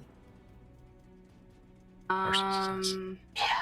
Increase your stress by 1. Does that put you at 19 or 20? No, not yet. 19. 19. I got a 16 for that. So. Okay, success. Yeah. As you're talking, Olivia, you look back over at the cart and I think you just hear, what you hear is the sound of the air conditioning or the vents in this building shut off. Oh, come on. I'm already so warm. And as that happens, Iris, you look over and you see from the ceiling this like slime. It's dark in the room. I mean, it's dark in the hall. It's the middle of the night. The slime sort of drip down and land on top of the boxes. You see like a little bit of like steam maybe, and it sort of just like goes flat against the top of one of them. Give me a luck roll. So just roll a d20. Okay. And you want an 11 or higher. Uh-oh. 6. Okay. You were saying?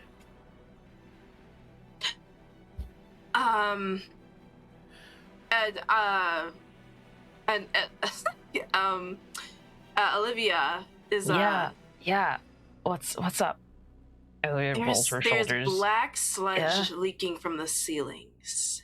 You think that has anything to do with the fact that the air just shut off? If so, that's a lot of black mold in the pipes. I don't think that's how it's supposed to work, though. Don't they have custodians, right? This gentleman comes back. the scientist, and he has the cup of water for you. He opens up the little tray and passes it through. Oh, thank you. Olivia takes it, walks over to Tanner's cot, and moves his hand and puts his fingers in it, and then just goes back to talking to Iris as if nothing happened. The scientist watches you, and he sort of chuckles. I mean, you could ask him, like, you know. She does that, and then just goes back. It's just like, so is it supposed to ooze from the up? I'm sorry? Is it supposed to ooze from above? Is that normal when the air goes off? He like looks on his lab coat and pulls out, like, he clicks on his flashlight on his pen. My good like, bitch, the other direction. No, I'm. Points I apologize. You're not making any sense. What there's nothing to ooze. What do you mean? Okay, great, cool. So you do have a black mold problem? This is probably the cleanest facility in the U.S. I can't imagine we'd have. You hear Iris laughing. Olivia leans to the side and looks back at the boxes where the ooze did fall from to see if it's still there. I know it went flat, but is it still visible at all? Not in this light, no. Huh. Well, you know, if you want to get back to your box, that's fine. Okay. Or and you then could he like looks get up. a custodian or something. Did the AC? Yeah, you know, I might go do that. It seems like the AC's off. And it's gonna go. You see him walk over to the cart. Give me another. Give me. What should I have you do for your ability on this one? Let's just do. We'll do judgment. Let's do judgment alertness rolls here for both of you. Put me in a ditch. Okay. Actually, not as bad as I thought. All right. 19.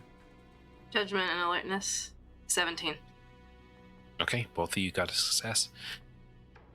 You both notice as he pushes away and begins to whistle softly that you see in the box that is listed as 98.6, the whatever's in there seems to be darker now.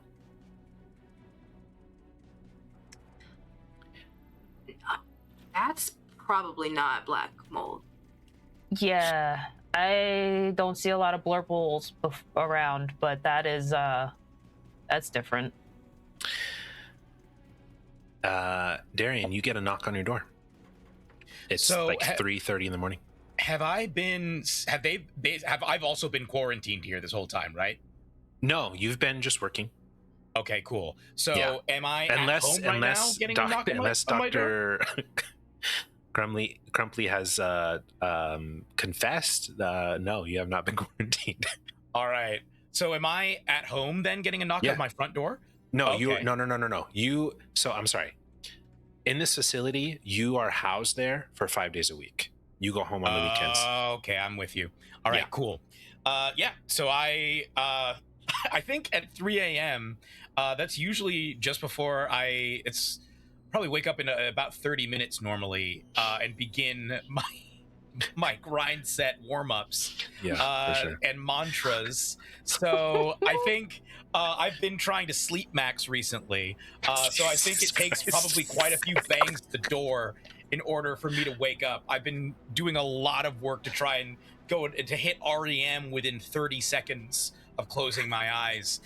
So I am deep asleep. And I think once the banging finally snaps me out, I like open my eyes, just like they burst open, and I like leap out of bed, run over, and throw the door open.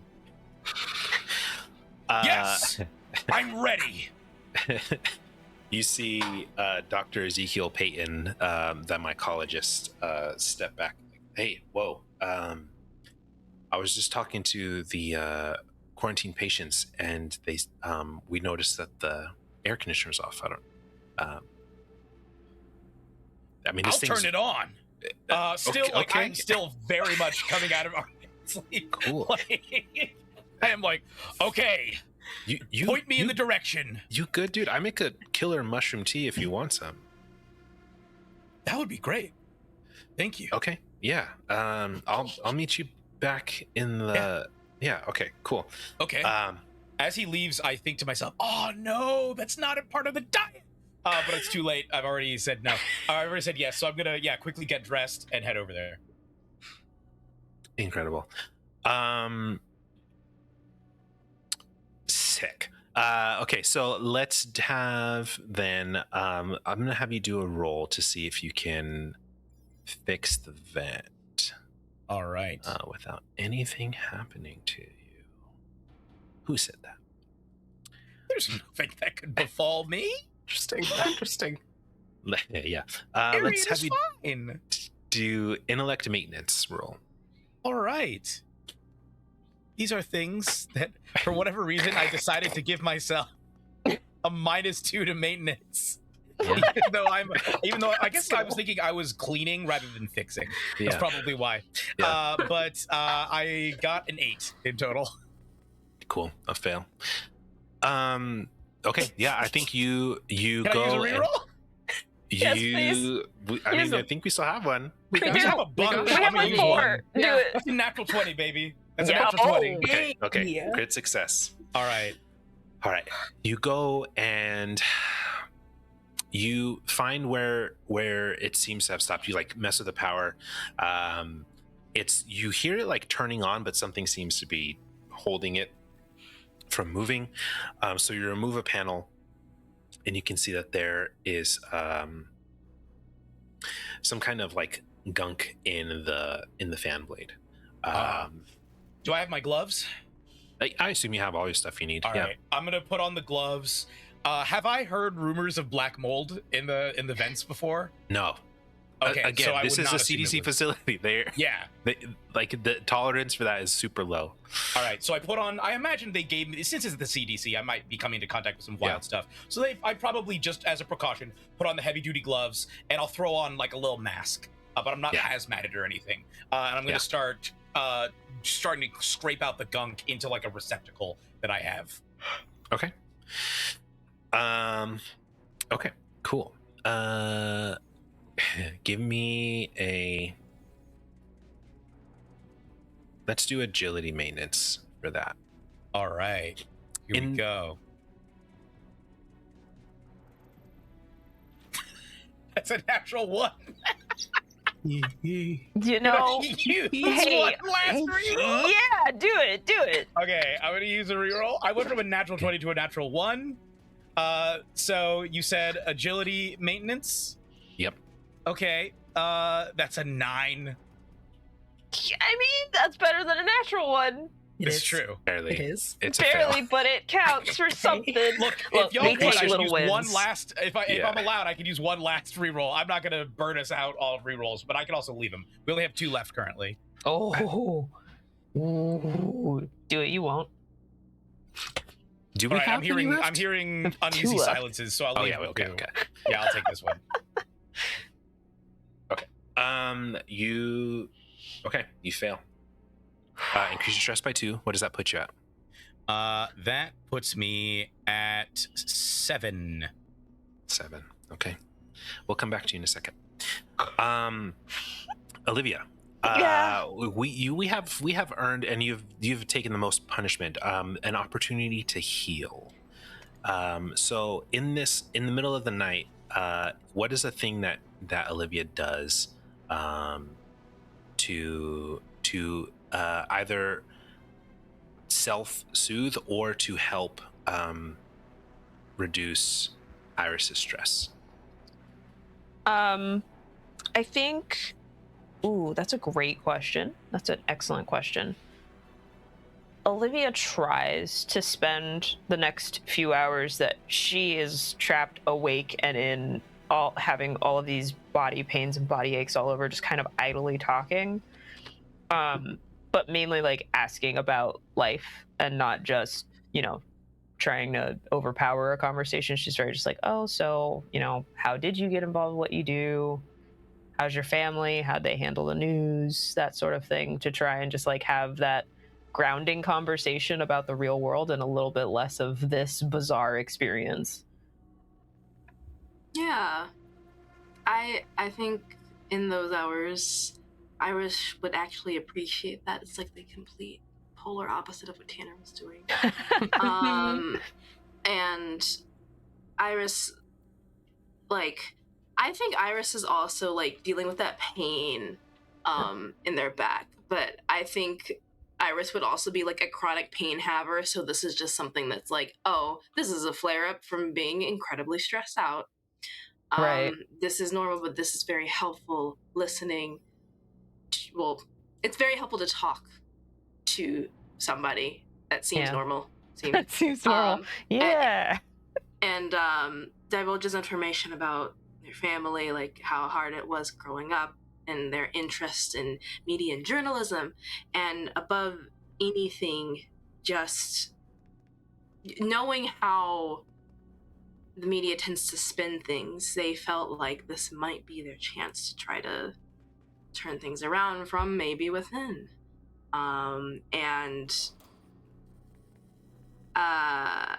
After talking a bit about that, I think in return Iris would ask Olivia about, why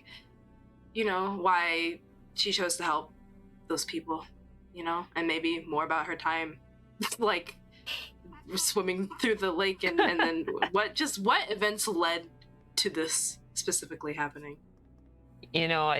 Olivia starts being kind of evasive, just very like, no, I don't need to talk about me. There's nothing really about me that's particularly interesting. I was good with my hands, worked on cars with Dad. I kept doing it. That's the way that went. Nothing special, nothing crazy. But I think it eventually, she starts to talk a little bit more about how doing that work led to an appreciation for other people and help, and how important help was in making anything together, and how deeply that kind of became how that became even deeper with her, learning that her grandfather also used to do the same thing with her dad, right? Like, it was a cycle of teaching each other how to create, but also how to reach out for others at the same time. And I think eventually she tries really hard to bring it back down, and is just like, obviously I got hit and just got off the road, right? Like, tries to joke about that, and then eventually it is like, well, I saw that people might need somebody, and I'm good with my hands. I figured I could do something, even if it's just move something around. That's better than nothing. Iris doesn't press further. I think they're good at reading people at this point because they communicate a lot.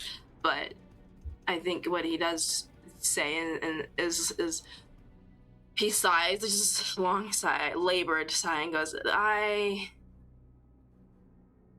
wish there were more people like you in the world. And, sometimes a lot of people just haven't realized that they have the chance to be like me. The option's there, they just have to take it. But I'm not particularly special in that regard. I'm just human like everybody else. Speaking of, I think maybe in 30 minutes Tanner's gonna have an experience. Oh yeah. Well, you know what?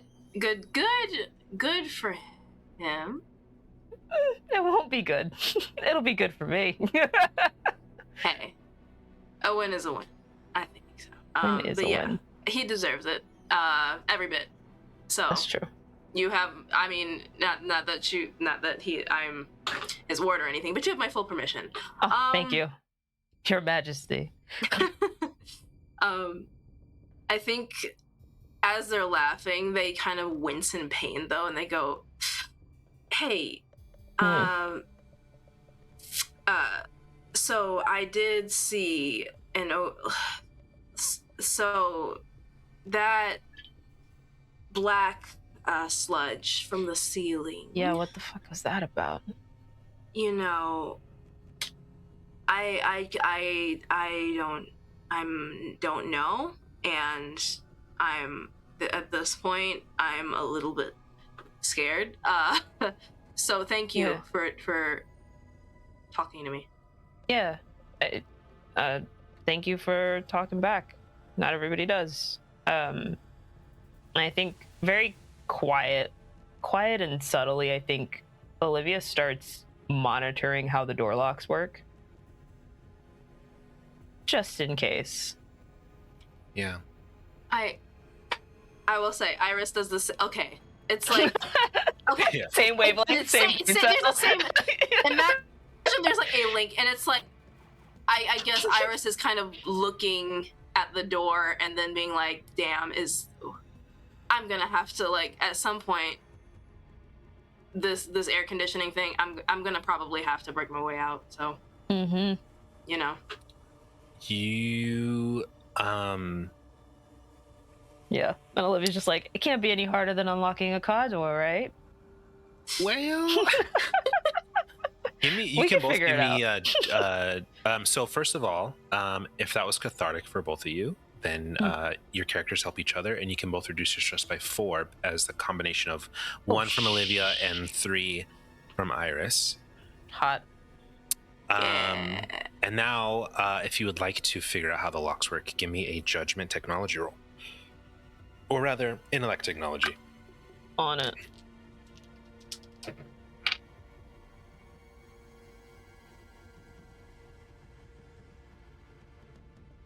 Are we serious right now? I don't have any negatives, right? I'm not prepared. Did you roll well? It's a synthetic 20 plus 3 Okay. for my Yeah. technology skills. So it's like, wait, no. This feels Yeah. illegal. I got it's illegal. So I got a synthetic 21. Okay. Yeah. Hey. Crit successes So- on both of you, so reduce your stress by an additional 1, both of you. Oh my gosh. I think as you're like talking through the night and you're like, you both get on that same wavelength of like, how can I figure this out? It's like 4:30 in the morning now. The AC has still not come back on, but you're both looking at it, and the things that you are able to determine with this is that it is electronically locked and unlocked. There isn't like a physical key; it's a key card that's required to open the door. And there appears to be some kind of magnetic lock that's holding it closed until that is released by the card. Okay. Okay. Before we go back to Dr. Crumpley, how long does Darian work on this before asking for help? Well, I guess the question is it, when I start scraping the gunk out, is it not coming? Is there a problem with it? Well, It's not working. I mean, you're scraping it off. You've got it all over your gloves, and there's some of it on the floor. And more but of it? it's just like you can't get it. And I think, yeah. So you tell me, like, how long do you think you keep going?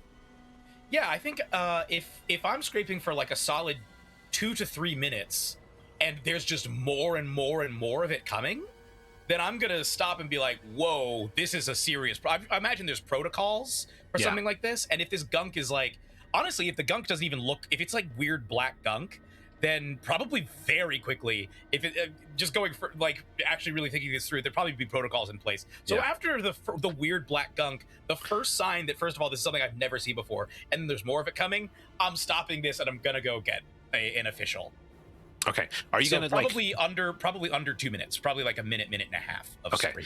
I'll tell you, you have options. You can run and like wake up the security officer, or you could just like hit like an alarm button as well. Oh, I'm hitting the alarm. Okay. Yeah, I imagine that's probably the protocol, because if Okay. there's stuff loose, and I imagine I've been told that there's a quarantine happening, so Yeah. I'm like, uh-oh. Yeah. Yeah. So you hit the alarm. The room that you're in, the door begins to close. Do you stay in that room? No? Okay. This is where the contaminant is. I'm getting out of there. Give me I'm Indiana Jones rolling out of the room. We shall see. Give me an agility athletics roll. Okay. Come on. This is something I'm good at. Dr. Here Crumpley, we you are go. awoken by the sound of an alarm going off. All right, that's a And- 12. 12, partial success. Ooh, what does a partial success look like? In this situation, you succeed there's a complication.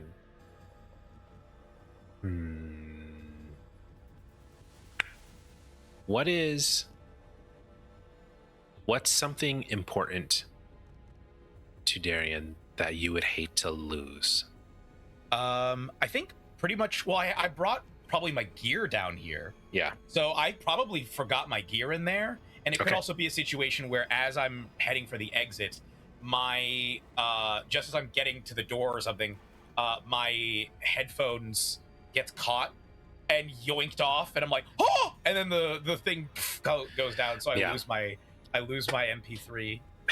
You lose it, and as you put your hands on the door to in shock at losing a thing, you realize you're also still wearing your gloves. Dr. Crumply, you wake to the sound of an alarm. You are at a high enough clearance that you can basically, if you determine that you are safe, you can use your card to exit the door. Okay. Exit your room and figure out because somebody has to take care of this. Somebody has to figure out what the situation is. Yeah, I think immediately she gets up and, still in pajamas, just key cards out and starts looking for the nearest person or trying to find out what's going on. Okay. Yeah, you get out into the hall and you see the head of security, Norman Dixon. He's like in sweats and a shirt, and you see he's like putting on his like utility belt that has his gun and all of his other like ammo, shit like that. And he's like, "What the hell, Doc? Are you okay? I imagine you wouldn't leave the room without being clear." I'm fine. I don't know what's going on either. Should we just come with me? I don't know where we're going, but we probably shouldn't be by ourselves. And she's like trying to like move him down the hallway, like just towards motion. Okay. Yeah. I don't think it's too long. I think sort of broken from your reverie, Olivia and Iris, you hear this alarm going off. You can see Tanner begin to wake up, look down at himself. It's like, what the fuck? As he's covered in his own pee. And you see that the other quarantine patients are awake as well. The security officer walks down the hall, and alongside you, Dr. Crumply, you see Dr. Hawthorne come out of her room as well. And then standing in the hall, what's Darian doing? Do you like take the gloves off, or you just like hands up? What I would be doing is like whoop, inside out gloves whoop, into each other. Like I use the first gloves, and then I like to take off, and then I like insert. Basically, I do it in such a way that I've enveloped both gloves inside of each other. That's what I'm saying. And then I'm gonna like set them down gingerly and back away, still wearing my mask, hands in the air. I've contained the contaminant. And you see him. He's like, bullshit. It's on the floor. Why did you leave the room? It's contained inside of the gloves, inside of the glove pouch. Jesus. Whatever was in the. It's in two places. It's in both places now. Yes. There's more in the room, and it's actually in the vents, so it may actually be all over. And that's when it may be in many places. He looks up and he's like, "Oh, fuck! The vents are off." And Dr. Hawthorne's like, "That we can't have. Like, there's nothing that's venting the air out of this place. If these people have any airborne toxins, that shit's gonna go into the vents." All right. Norman's like, "Okay. All right, let's get you a clean suit. You and I, we're going to go into the vents. We're going to figure out if there's any other way that we can clear this, so we can get this thing going. We have to get this air vented out of here." Dr. Crumply, can you... the nearest lab here is Dr. Payton's. Can you go to Dr. Payton's lab and get a container that we can put these gloves in? We can contain this right here where it is. Already going. And Dr. Hawthorne's like, okay, I'll go check on the patients and make sure everybody's good. And she takes off down the hall.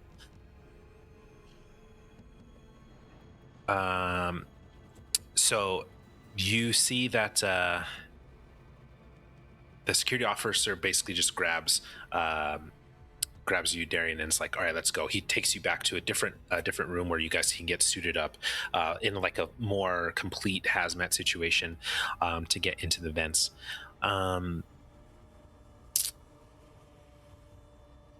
Okay.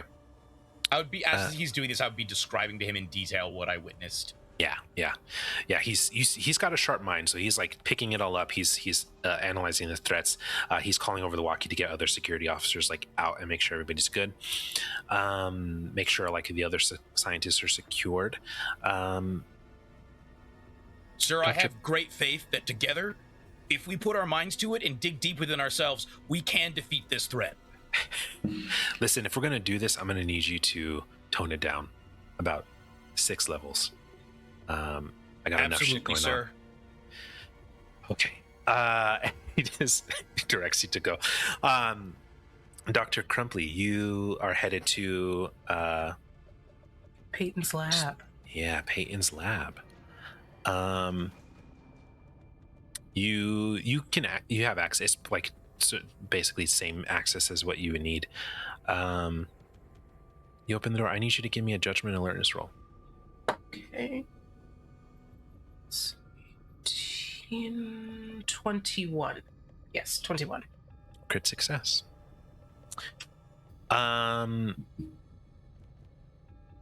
What is your stress at right now, by the way? I'm at 7 still? Yeah. 7.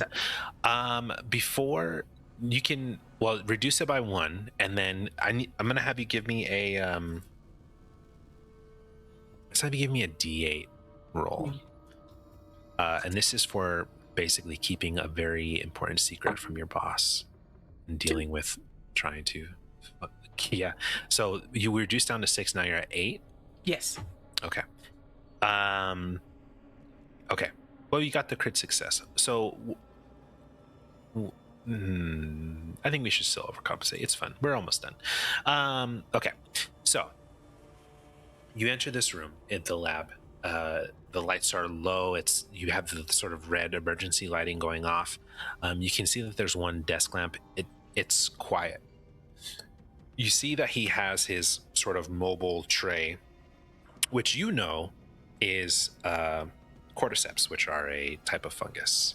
And you can see the displays on them, this digital display of the different temperatures going along. As you're looking at this and you're looking to see like, okay, is there an additional case like this that I can just grab to put these gloves in? You see the one that says 98.6.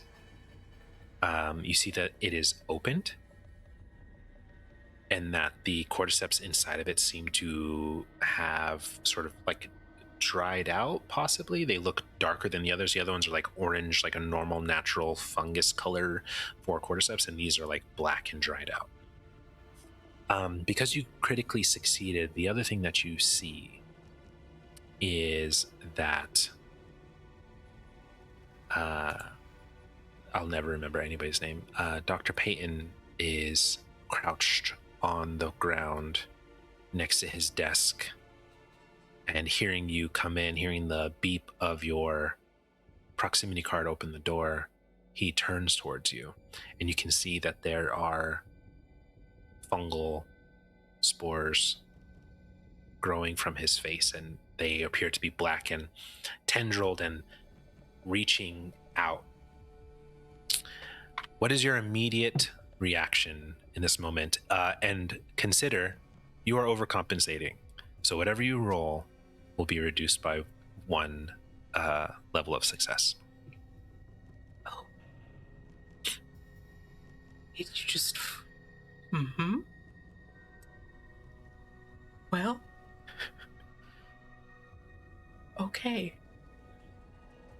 I think my my immediate is to be professional. I think that's like the thing that she keeps telling herself all the time. So she sees this and goes, "You know what?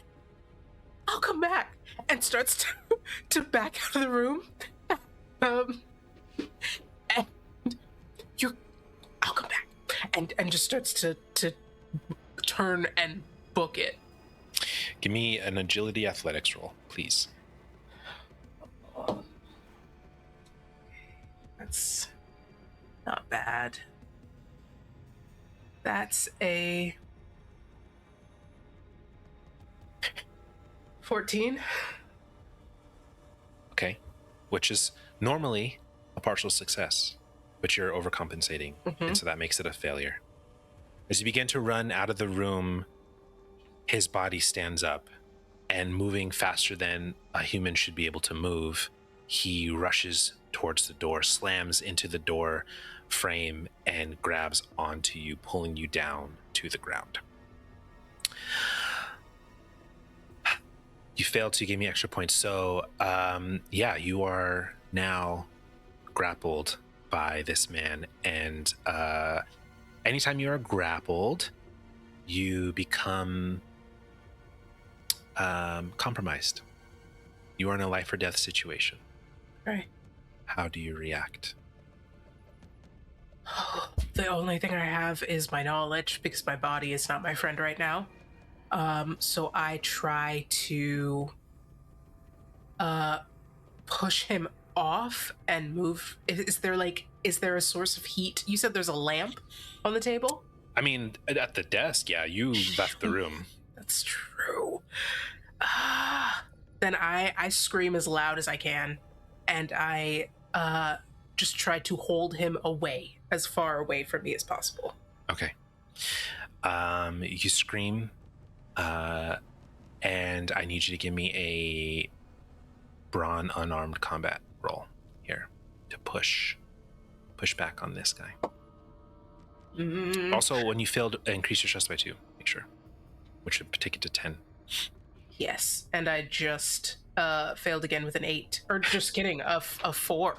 Okay. Subtract 2, not add 2. We have 2 more rerolls. You do have a reroll. We have 2 May I? Yeah. Oh, and and 2 you know useful what? items. You do have a Yeah. useful item. And we have 1 + 1 still. Can I... Okay, I would rather use... Well, actually, I'd rather use a reroll and a useful item, but... Okay. Yes? Okay. Yeah. I don't give So a single you can fuck. re-roll. I think as you're like trying to fight back, you what would be good here? What would make sense? I think like as he's like thrashing around, there's an emergency kit next to the wall, and one of his arms smacks it, and a flare drops to the floor. A flare, like a medical kit, and some other stuff, but you notice the flare. That's the thing that you were asking for fire. I immediately grab it and light it as fast as I can. Okay. And just Well, like... the item appears. Let's see if you can, on your reroll, let's do, you can still do the, let's do agility. I'm going to have you still do agility unarmed. I think that makes sense. You're still trying to fight. Okay. Okay. That's a 12. Partial success. Partial success gets you out of the compromised state. However, you lose something in the process. It could be tangible or intangible. Okay. You take 1 stress. Will take a stress. I don't have that much on me, but I think I lose. I think I probably, the only thing I have in my hand is my card, my like key card to get in and out of places, besides reaching for this flare. Yeah, you have the flare, and you could lose your card. I think that's fine. I think I'll lose my card. Okay. The card drops. You're able to like scoot partially out of his grasp and like wriggle back as you hold this flare in front of you, and you see this distorted, mutated version of Dr. Peyton is like growling at you and trying to reach out at you. As you slowly back up, your scream is heard. I think as Norman is walking with Darian towards the next building, you guys are already suited up, and he hears that and abandons all thought of going to fix the AC and begins to turn around and run back towards where the scream came from. Do you follow? Yeah. Okay. Give me cause stress is fun. Give me an agility athletics roll as you're like wearing this hazmat suit trying to make it back. Okay. That's a dirty 20. Okay, good success. Reduce your stress by 1, and you two begin to run back to help Dr. Crumpley. I lock in. I lock back in. Okay. I see myself on the treadmill. Yeah. Back on the other side of the building, you see Olivia and Iris, you hear the sound of somebody running down the hall, like bare feet slapping against the concrete floor, and you look out and you can see that it is Dr. Hawthorne running in your direction. Are you guys okay? Yeah, what the fuck's going on? I need to know. I'm sorry, this is very important. What symptoms do you have right now? I'm warm and my body hurts. So, bad day at the gym, I guess. She like runs over and just trying to be quick, she grabs a mask and she comes and beeps open the door. The door opens and she has a thermometer and she puts it up to your head. She looks at it, closes the door, goes over to Iris's room, opens it, takes your temperature. Okay.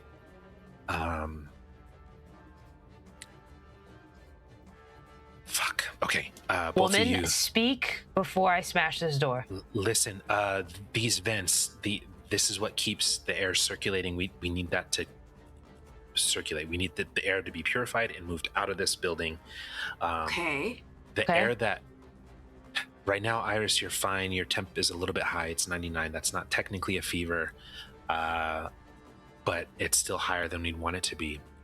But Olivia and Tanner, I'm sorry. Your temp is too high, and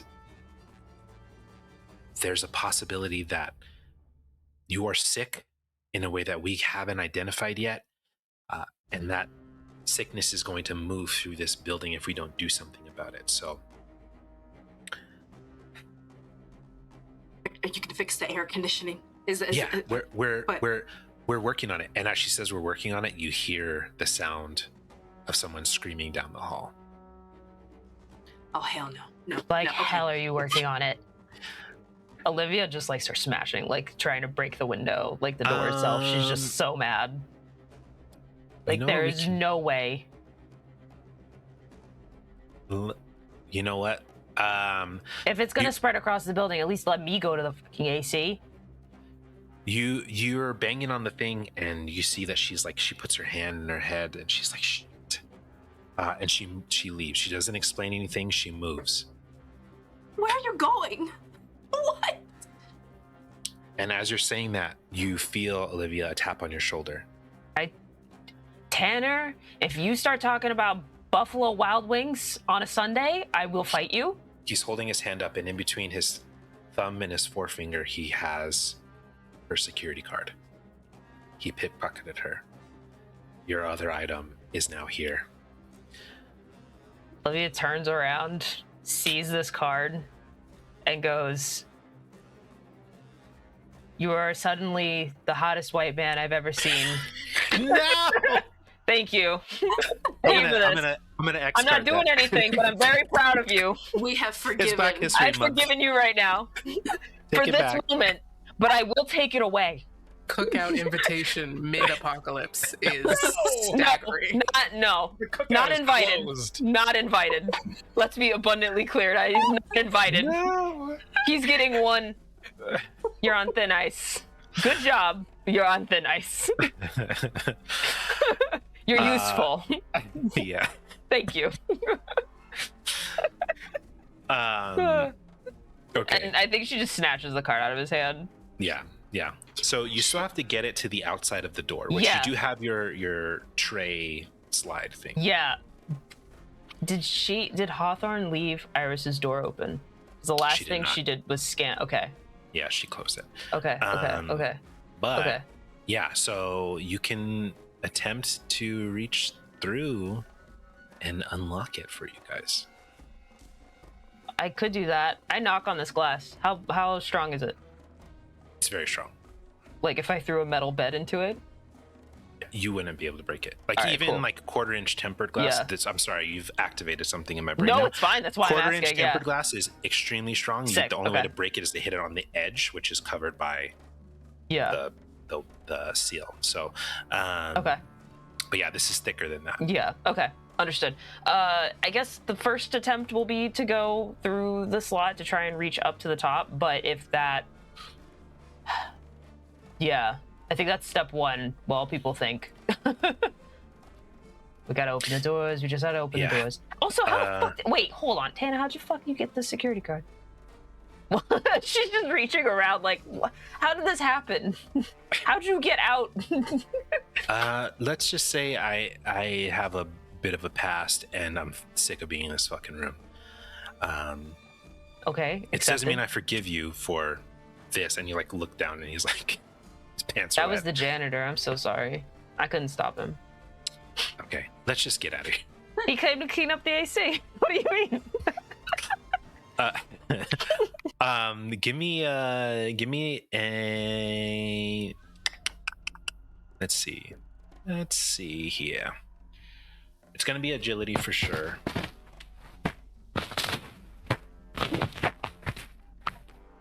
Agility technology. Sorry for the weird sound. Okay. Oh, Shaboopy. Agility technology? Yeah. Whoa, things I'm good at. Hold on. That's a 16. Okay, that is a success. I'm glad you didn't roll a natural one. Yeah. So, Tell me about it. You pull the tray through and you sort of reach your hand past and it hurts. I mean, this is not a comfortable process. And you are able to get your arm through, get the card close enough to where it beeps and opens, and you push the door open. Okay, sorry. Right. And Olivia takes like a brief moment to breathe and then immediately goes to Iris's door and swipes that and then goes to the remaining door of the few other people who are still here and swipes that too. Okay. There's what, like 6 of us, 4 of us? I'm not counting right now. It's too chaotic to count. If you're alive, let's keep moving. We have to fix the AC. Yeah.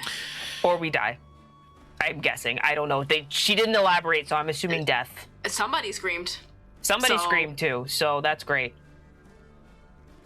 And Olivia turns and starts running towards the direction of wherever that scream came from. She's just like, well, if it's supposed to spread across the building, according to what Dr. Hawthorne said, then that means the worst of it is probably where the AC is broken. Like she's putting those dots together. It's like, okay. Yeah. Head towards the shit. Got it. You head that direction. The Dr. Jesus, I will never remember her name. Dr. Peyton is like sort of scrambling back now as you're getting yourself up off the ground and you have this flare out. And as he's backing up, he hears the sound of people approaching from behind, and it's like this feral instinct has like sort of taken over him, and he turns, still crouched over, and begins to rush on all fours in the direction of Darian and Norman, the head of security. Norman reaches to his side and he's wearing a hazmat suit, which is now covering his gun. And so he says, He's just like, fuck, and just tries to grapple this guy. And you see as he like gets into a stance to grapple him, Dr. Peyton leaps from the ground from too far away, mind you, and crashes into Norman, and they begin to fight on the floor. Does Darian help? Darian immediately helps. As I said, he is locked in. Yeah. Initially, when he saw his opponent on all fours, he was thinking through various kicks and knees that he could execute. But when he saw his opponent launch through the air and then I assume he knocked my companion to the ground. Yeah. Okay, I think I'm coming in. What I'm going to try and do is not. I'm going to try and I'm going to the right side liver kick. Try and kick him as hard as I can in the liver to knock him off of my companion. I'll say, "Don't worry, sir. I've dialed it down 6 notches, but not this kick." And I'm going in. Freeze frame PNG animation, and give me a agility unarmed combat. All right. Agility is a +3. Unarmed combat is also a +3. That's an 18, baby. Okay. Yeah, that's it. That is a success. What is your a +3? You said. So roll a d8 to see how much damage you do. 7. Damn, that's really good. Yeah, you kick and I train weekly. yeah, you kick him off of Norman, and he hits the wall, and you can see him like sort of like pushing himself back up onto his feet. You can absolutely go again here to continue fighting, or this thing is gonna, Yeah, I'm gonna go in for, now that I've kicked him, I'm going in. I'm gonna try and go for a head stomp. Okay. Yeah, give me a brawn this time. Brawn unarmed combat. All right, here we go. I think brawn is also +3. All right, here we go, baby. Here we go. Big numbers. It's a 15. That's gonna be a 21. Okay, that is a crit success. So D8 again, and this time it's gonna be ×2, whatever you roll. That's 10 in total. Damn. Yeah. Okay. Yeah. So I think as you get up, you see Norman like trying to get up, and he's like trying to just unzip his jacket. He's like, "Fuck this! I'm just gonna shoot this thing." And you walk over and smash its head into the wall, and the body drops. And you step back, and it seems to be still now. Dr. Crumpley, you are still on the floor holding a flare. You hear the sound of people running up behind you.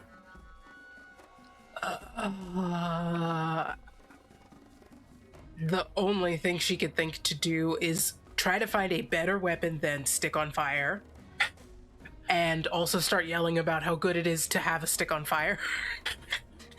And that's it. Heat is good. Flame is good. Hot things. Hot things. If you have fire, use fire. And she's just walking around the lab, avoiding this man, trying to keep it going. Yeah. Okay. Give me an empathy. You're pretty good at that. But that's fine. Give me an empathy investigation to see if you can find something better or comparable. 14 partial success.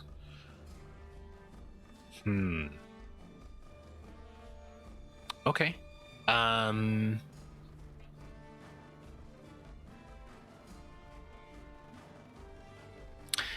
think that you find in a locked box the fire axe, but the case is closed. But that's what you can see. It would be a better option. Okay. Increase your stress by 1, by the way. I'm at 12. Okay. The other thing that you notice, as you turn and you sort of come out of this, is that all of the people who are in quarantine are out of quarantine. Yeah, that's not good. I have a question. Yeah. Do I see Dr. Crumpley go for this locked box? Are you going for it? Are you trying to open it or walk up to it? I guess. Yeah, I think I see that it's behind something and start to look for like another piece of heavy equipment to break the case. Excuse me, I actually have training in dealing with these sorts of locks. I believe you. Thank you. Can I walk over and try and pick the lock? Sure. What are you gonna pick it with? I think I always have. I'll be honest. I think I always have a lock pick on me. I mean, you hold are on to the gloves on my hazmat suit with one hand, Yeah. hold my arm, reach into my pocket, and pull out like a pin or something. Yeah, like slide it out. Yeah. I'm over. I'm always Okay. ready. I'm planning to be. I look over and say I'm currently in training. Criminal justice. I'm hoping to be a security manager and consultant. As I start working, I was originally going to go for the intelligence community. I was very inspired by the James Bond films, especially the pre Craig films. I enjoyed the tech, but then I did a little bit of research and find out about COINTELPRO. I'm not sure if you're familiar with this. I'm familiar. The intelligence communities are responsible for a great many atrocities, and as I'm trying, so I decided to pivot to just personal security. Flare out to sort of defend them and is just crying.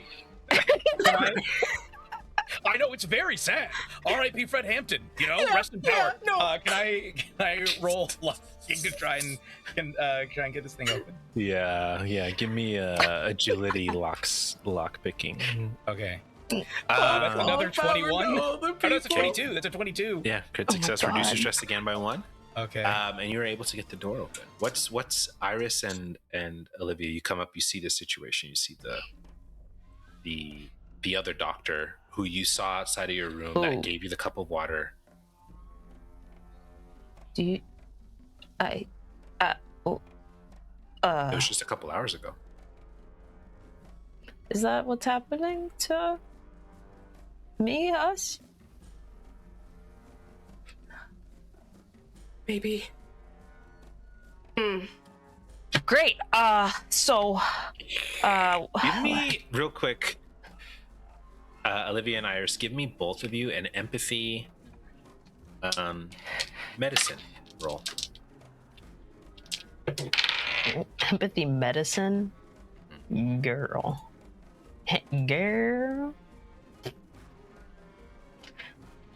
You want to see an 8? Fail. I got a 15. Nice. And a partial success. Increase your stress by 2 charm and by 1 Amihan. Sitting back at sexy 16. Let's go. I think for Iris, it's like you're looking at that and you're like, that seems different. Like I wasn't exposed to that, right? But I think for Olivia,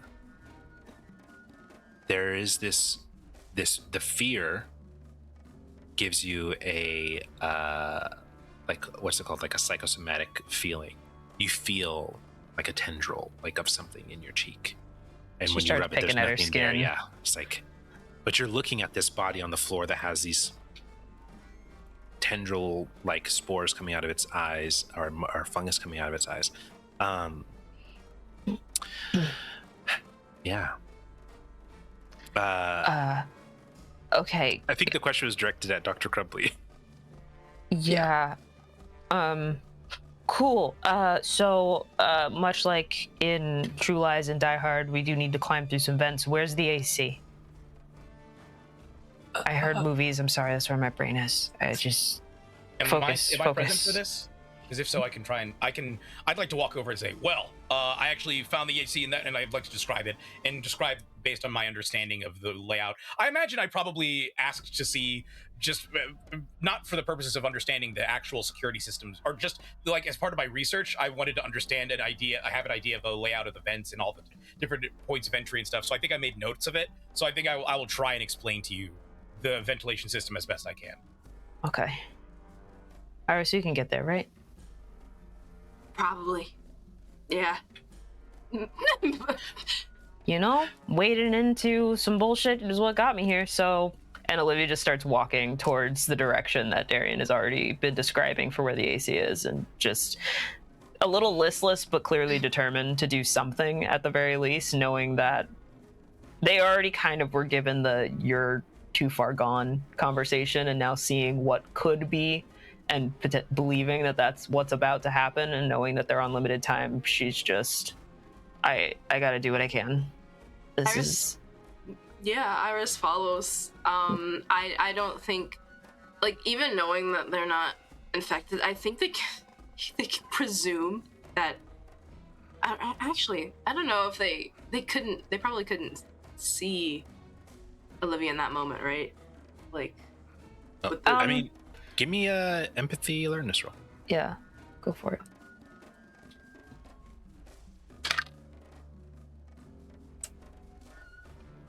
That's a natural 20. Okay. You definitely saw it. Yeah, all that processing very quickly, the first initial, like, really frustrated, like, this motherfucking situation, very quickly evolving into that I need to do something or it's over and I won't even have anything good to say I did in the last few moments. I have to try. I think Iris sort of, like, lets Olivia go ahead some paces, and there's, like, just grabs a mask just in case, but was also kind of like, I don't know what the hell this is, but it's scary and it's nasty, and I'm gonna try and help too, because she helped me. And follows after. You hear from further back down the hall Dr. Hawthorne screaming, "No! What? Shit!" And she's like running, and you see her running towards you. The two of you move off to find the AC, and Dr. Crumpley, you see Dr. Hawthorne running up. She's like, "Why are they out? Norman, why are they out? Why are you not getting them back in quarantine?" There's something wrong with Dr. Peyton, more than what we already thought and knew was wrong with Dr. Peyton. It's different. It's much bigger, much worse. The chickens out of the coop is not the biggest problem. And she, like, goes over and still wearing her mask, she, like, kneels down and looks. What? Oh. And she, like, runs back to the room and she looks in the thing. I think he created the worst problem. Why did we let him do his research here? Oh my god. Okay. You're saying he made this happen? Like, he created that? Well, he was that this shouldn't exist. This shouldn't be able to exist inside of a human body. That's why he's testing how high of a temperature it can go.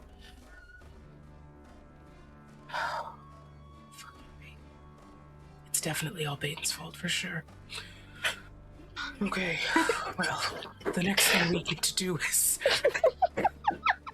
God damn. Did y'all see that bus? Just wow. I think definitely nobody else is responsible. Definitely nobody else let the shit out to get into the vents to then drop onto the cordyceps. It sucks that it's all his fault. And the only thing we can do now is put our heads together and open the vents again. I can't.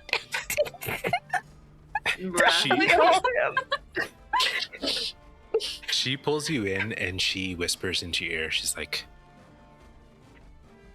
"We might just need to leave. We might just need to get out of here. Take our chances outside." What? That's okay. It's a lot coming from me. You don't even understand why that's a lot coming from me, but that's really, like, duplicitous, isn't it? We have, like, there's people in here. I don't want to fucking die.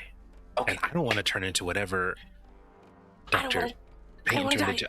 Either, but I held a flare at him and it worked for a second, right? Can we just, like, blow up part of the lab or how did that? Where did you get? Like, why did you know that was going to work? Yeah, no. Give me an empathy deception roll. Yeah, no. 21. I'm gonna lose success. it. Oh god. Okay. Well, Then God bless your good luck, I guess, because I don't. All right, so let's just go collect flares. Okay, listen. I'm sorry, all of you. It's really bad that you're out of quarantine right now, but you're already out. It's already in there. We need to get things back into normal. So all of us, I think the best thing we can do right now is you either help find any flares that we can find around the building, or you go back into your room in quarantine and stay put. Whatever you have, you already have it. But there are other scientists and people here that we can possibly find something to prevent this from getting worse. And we need to make sure that those people stay healthy. So I'm going to roll luck. Please do. The other group of quarantine people, they all agree. They go back. Norman begins to walk them that direction. Olivia walks straight up to Dr. Hawthorne and open hand slaps her across the face. Okay. And goes, there is no way you are putting me back in that cell for one reason and one reason alone. If I'm already too far gone, I have the best chance of getting all the way to that AC and solving what this problem is. I don't need your hazmat suit. I don't need your protocol. I just need to fix the fucking AC, right? And if I die trying, then great. I was already going to anyway. I'm not going to die in a cage. I'm going to die helping. She holds her hand against her cheek, and you can see like tears of frustration brimming in her eyes. I do understand your fear. I really do. And I know that that is the right choice for some people who are probably better off than I am at this point. Okay. Okay. And she lets you go. Olivia just turns around and she's like, thank you. No. Let's go fix this damn thing. Right? Where's Dr. Crumpley going to go? I know the three of them are all going to the AC unit, but... Yeah, I don't think there's a better place for her to go than towards the AC unit. Okay. Yeah. Yeah. Just see if we can help. Okay. So yeah, you head in there. Are you going back to the same one that you was all gunked up? That's Jeremy? probably where I would have directed them, because that's Okay. Yeah. where I saw it. Okay. Although, well, yeah, nobody gave any indication of another possible origin source. Okay. So yeah, that's the one I would have suggested. Perfect. Yeah, I would say as we're heading there, I would attempt to comfort Dr. Crumpley. I would probably come over and say, I understand you've just been through an ordeal. I just wanted to let you know that I empathize with you. I think the way that you weathered that storm was very impressive, and I'm glad and honored that I was able to assist in the final defeat of your adversary. Okay, so the most important question for this situation is that helpful to you? Does that feel stress relieving? No, because I think twice now Erna has heard herself straight up lie. Like just the guilt is starting to get to her, and she's just like, these people, like I don't even know what to do anymore. I feel like a piece of shit, and it's bad, and everyone's gonna die. Like it's just. I think just if you don't seem calm, I would place a hand upon your shoulder and say, I just want to let you know, I don't understand what exactly has been going on in your life prior to this moment. I do not know you, but I believe in you. I think you've comported yourself with honor and integrity throughout this whole process, and I believe in you and your ability to see this through. Darian. Just keep being yourself, just not at me. Understood. I will leave your vicinity. And You're doing a good job. You're doing a great job. I turned into Henry Rollins, man. Still crying. You're doing a great job. Okay, so you guys get to the AC unit, and Olivia's taking the lead on this situation, right? Unless Darian walks in front of her at all. Yeah, she's just... I think, well, I currently have the axe, right? Yeah. Yeah. So I'll walk in front just in case. I'll look inside. I'll say, let me just give a quick check because I understand I'm more expendable than any of you right now. Darian. You're not more expendable than any of us. I am literally going to die within the next few hours. If anyone is expendable, it is not the guy who can fix a lot of different things, right? Wow. You just opened my eyes to how much I was downplaying my own worth. Thank you. Thank you. Oh, Darian. Yeah. Understood. You know what? The floor is yours, Doctor. I step back. Wait.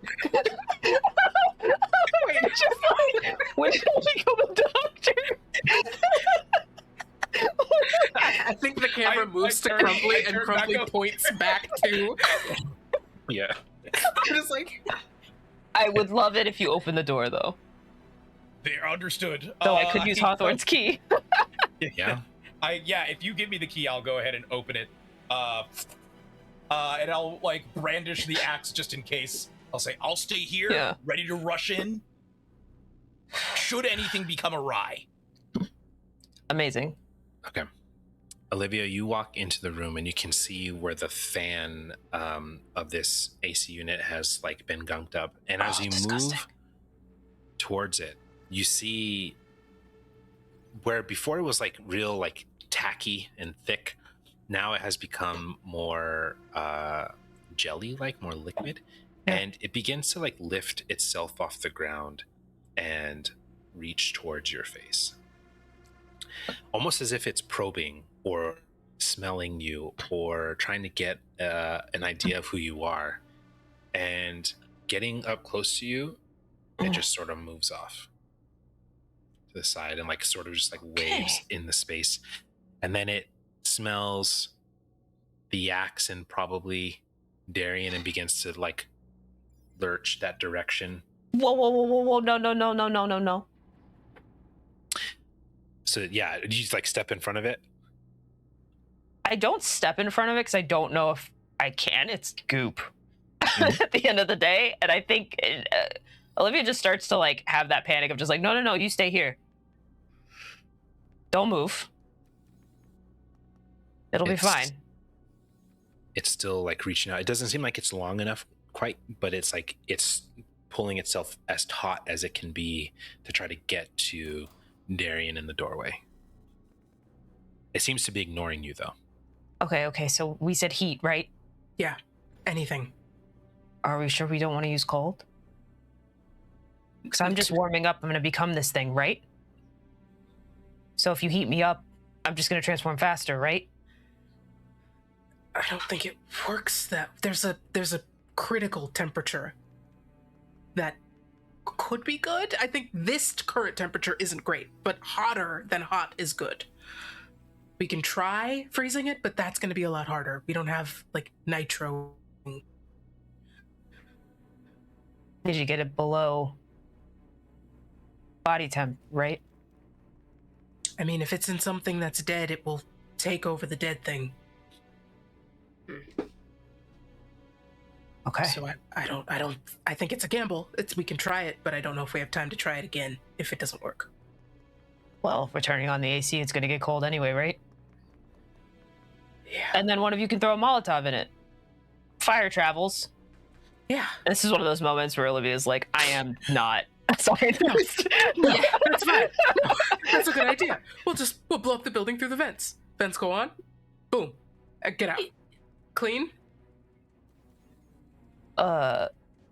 Olivia just like sidesteps around this sentient goop to try and get to the actual AC machine because it didn't bother her. I'd like to take a step or two back from the goo. Yeah, you're able to get over to the machine just fine. Okay, someone tell me which buttons to press. I've fixed an AC in a car. I highly doubt this is exactly the same. Can I attempt to guide her? Sure. Yeah. Give me a. Let's do intellect maintenance from Darian. And then also. I think it's going to have to translate. So let's do. I mean, we'll do intellect maintenance. You're a car mechanic. You got this. Okay. Here for it. Can I use the last reroll? It's a good one. Everybody okay with that? Do it. Might All as right. well. Yeah. Because that was a Yeah. natural one. Yes, please do it. Yeah, So- yeah, for sure. Okay, that puts us up at a 17. Oh. Okay. And then intellect maintenance. Okay. 19. Yeah, 2 I know how to successes. fix stuff. We know how to fix stuff. We have value. We have the power. I think it's a bizarre thing. It's like handling a python, but you're able to like grab at this like and slowly just move it off from the fan, and Just a little to the left, Yeah. buddy. and you move it off, and then as like we'll say somebody grabs you a container. I think that'll just be easier. Somebody grabs you something to put it in. So you guys container, you sort of take all this off as much as you can, put it in that container, Yeah. get the AC back going. You figure out like all the things you need to do to get it going again, Yeah. and you all hear it kick back on. Feel that rush of air pushing, and then feel it cool down, and feel ventilation again. You have a container full of this corruption. Yeah. You have been breathing the air that everybody else is sharing. And after you get this going again, Dr. Hawthorne comes back around with the security team, and they all ask you, the four of you, to move into quarantine again.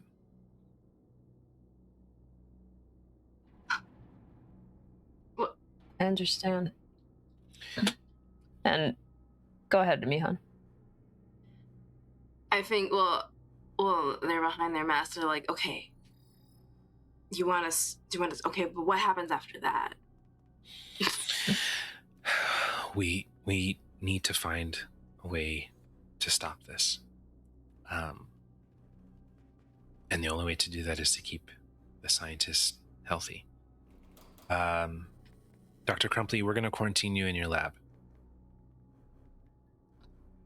Can we move some of the more flammable things in these rooms at least? Can we give us something to fight with just in case? Yeah, we'll do that. I think they give each of you like 3 little acetylene torches to keep in the room. Like you can't have like an open fire, but Yeah. yeah. I think before abandoning the container as well, I think Olivia, once it kind of calmed, the AC kicked on, the surprising amount of time kind of whispering to it, and it'll be okay. Once you cool down a bit, it won't hurt as much. It won't hurt me as much. So I'm sure it's hurting you too. I understand, but it'll be better for both of us. Just like that quiet trying to just reassure this thing that it's the right thing to do for now. The heat hurts, and I know that. It'll be okay. Just that reassuring loop over and over again. Yeah. Outside of being interrupted by any other conversation. Yeah. Yeah. So I think they put all of you in quarantine, including the head of security. He goes as well. I'm gonna roll this for Zach. I'm gonna roll this for Jeremy.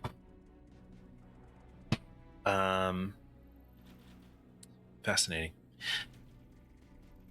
The days go by, and Dr. Crumpley, you are working tirelessly to try to find something to stop this.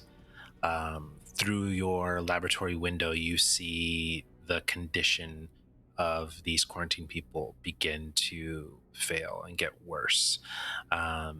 You see as they, all of them begin to get fevers, nausea, headaches. They complain of numbness.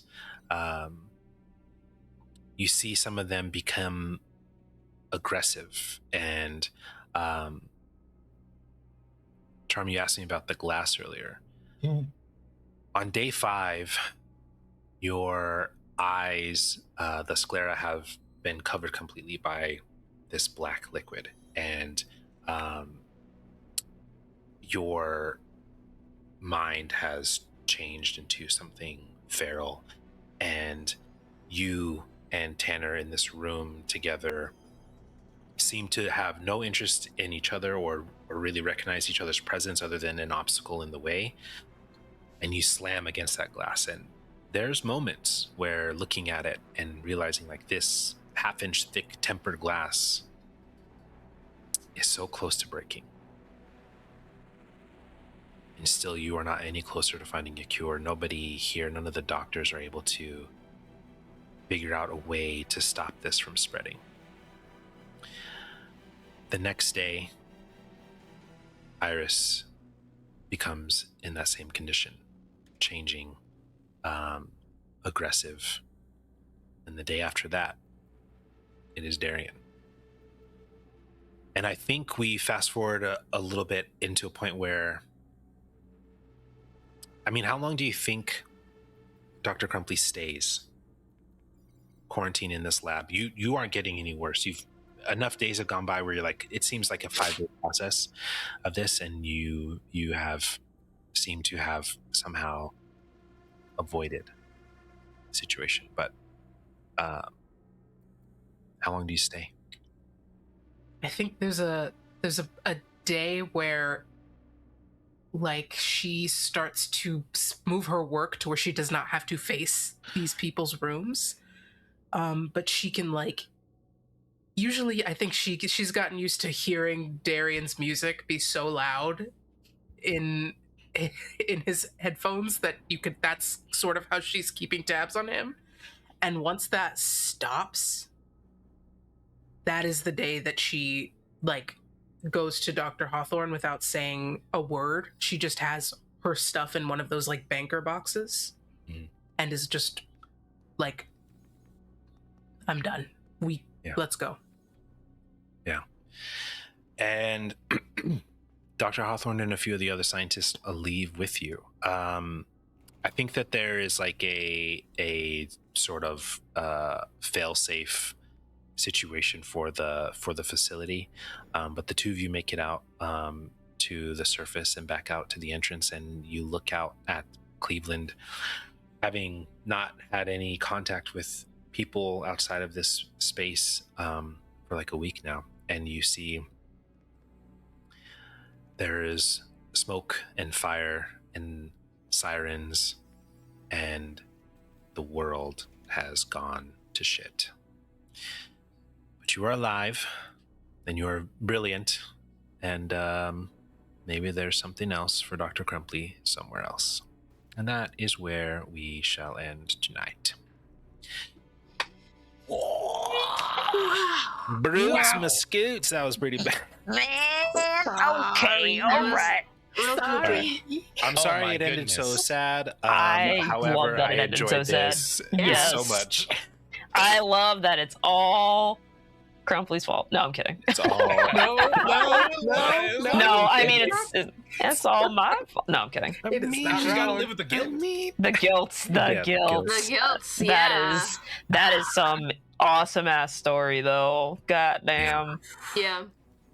What a good key time. Thank you so much to everybody who watched. Good shit, everybody. Who donated. This has been incredible. Everybody, why don't you say once again who you are and where folks can find you? We'll start with our illustrious GM and creator of this game, Navaar. Yeah. Hello. Okay, so I'm Navaar. You can find me everywhere that matters at Navaar SNP, like Secret Nerd Productions, including Itch, where you can buy this game on digital, as well as my latest game, Sooth Wardens, which is a dice fantasy game. Go check it out. About people being linked together. And Zach made the cover art of The Corrupted and is also contributing to art in Soothwarden, so definitely check those out. If you want to get them physically, go to +1EXP and just look up my name, and you should be able to find both of those games there. Well, Soothwarden's is a quick start. But yeah, this was incredible. It's the first time that I've streamed GMing this game in a few years, and very, very nervous, but I'm very excited with how it turned out, and this is a wonderful table. So thank you guys. And speaking of the wonderful table, let's start with Zach. Zach, where can the folks find you? Hello! You can find me everywhere it counts at Zach the Drak, ZAKTHEDRAK. That's also my website. I make art and have Fantastic. contact forms and commissions available. Hit me up if you want that kind of thing. Yeah. Moving on to Amihan. Where can folks find you? Hi, yes. You can find me at the Rose Cleric on any form of social media. This is my first time in a while doing a live stream actual play after a very long break. I'm happy to be back. I'm normally drawing art though, so that's fun and cool. You can find it there as well, also too. Yeah. And Charm, where can folks find you? Hey, I'm Charm. I'm literally at Charmfoolery on literally everything, and you can find me usually cosplaying or occasionally streaming or on things like this, enjoying the tabletop content mercenary lifestyle. And man, what a day, what an evening, what a game, what a table, what an experience. Yeah. We also have to give the biggest of thanks to Jason, who did the incredible art and overlays for this stream and for this event. They've been doing the art for this entire event, all the different posters and flyers. So if you've been watching the 3BH Blue Sky, you've been seeing his incredible work. And Will, our producer, our illustrious and phenomenal producer, who was just crushing it, was absolutely on the ball behind the scenes, making sure everything was seamless and that we always knew how many rerolls that we had and how many things Navaar could throw at us. But thank you again so much to everybody who watched, everybody who donated. Please keep donating. We have one more stream in our 3BH and Candace the Magnificent Present Black History Month event.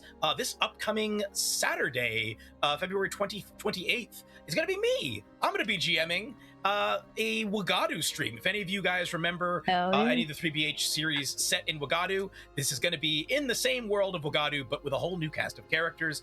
We have an amazing table for that. It's going to be very, very fun. So come back on Saturday, this upcoming Saturday, and stay tuned. Keep your eyes on the 3BH Blue Sky for more details about the table and the timing and everything like that. Thank you all so much for joining. I think that's pretty much it. We're gonna raid. Nope, one more thing. Oh, there's one more thing. I'm wrong. Thank you, Candace. Thank you. Candace, I was like, wait. Got this whole time. First behind of all, the scenes, organized the whole event from the beginning. Yes, and also has also been in chat the entire time. Yes. So a huge thank you to Candace as well for dropping all of the links in chat throughout as well. Yes. All right, with that, I think it's time to go a-raiding. Will, are we ready to raid? A-raiding, we will go. We're ready to raid. All right. Let's Thank go, you so much, gamers. everybody. Let's go raid. Bye.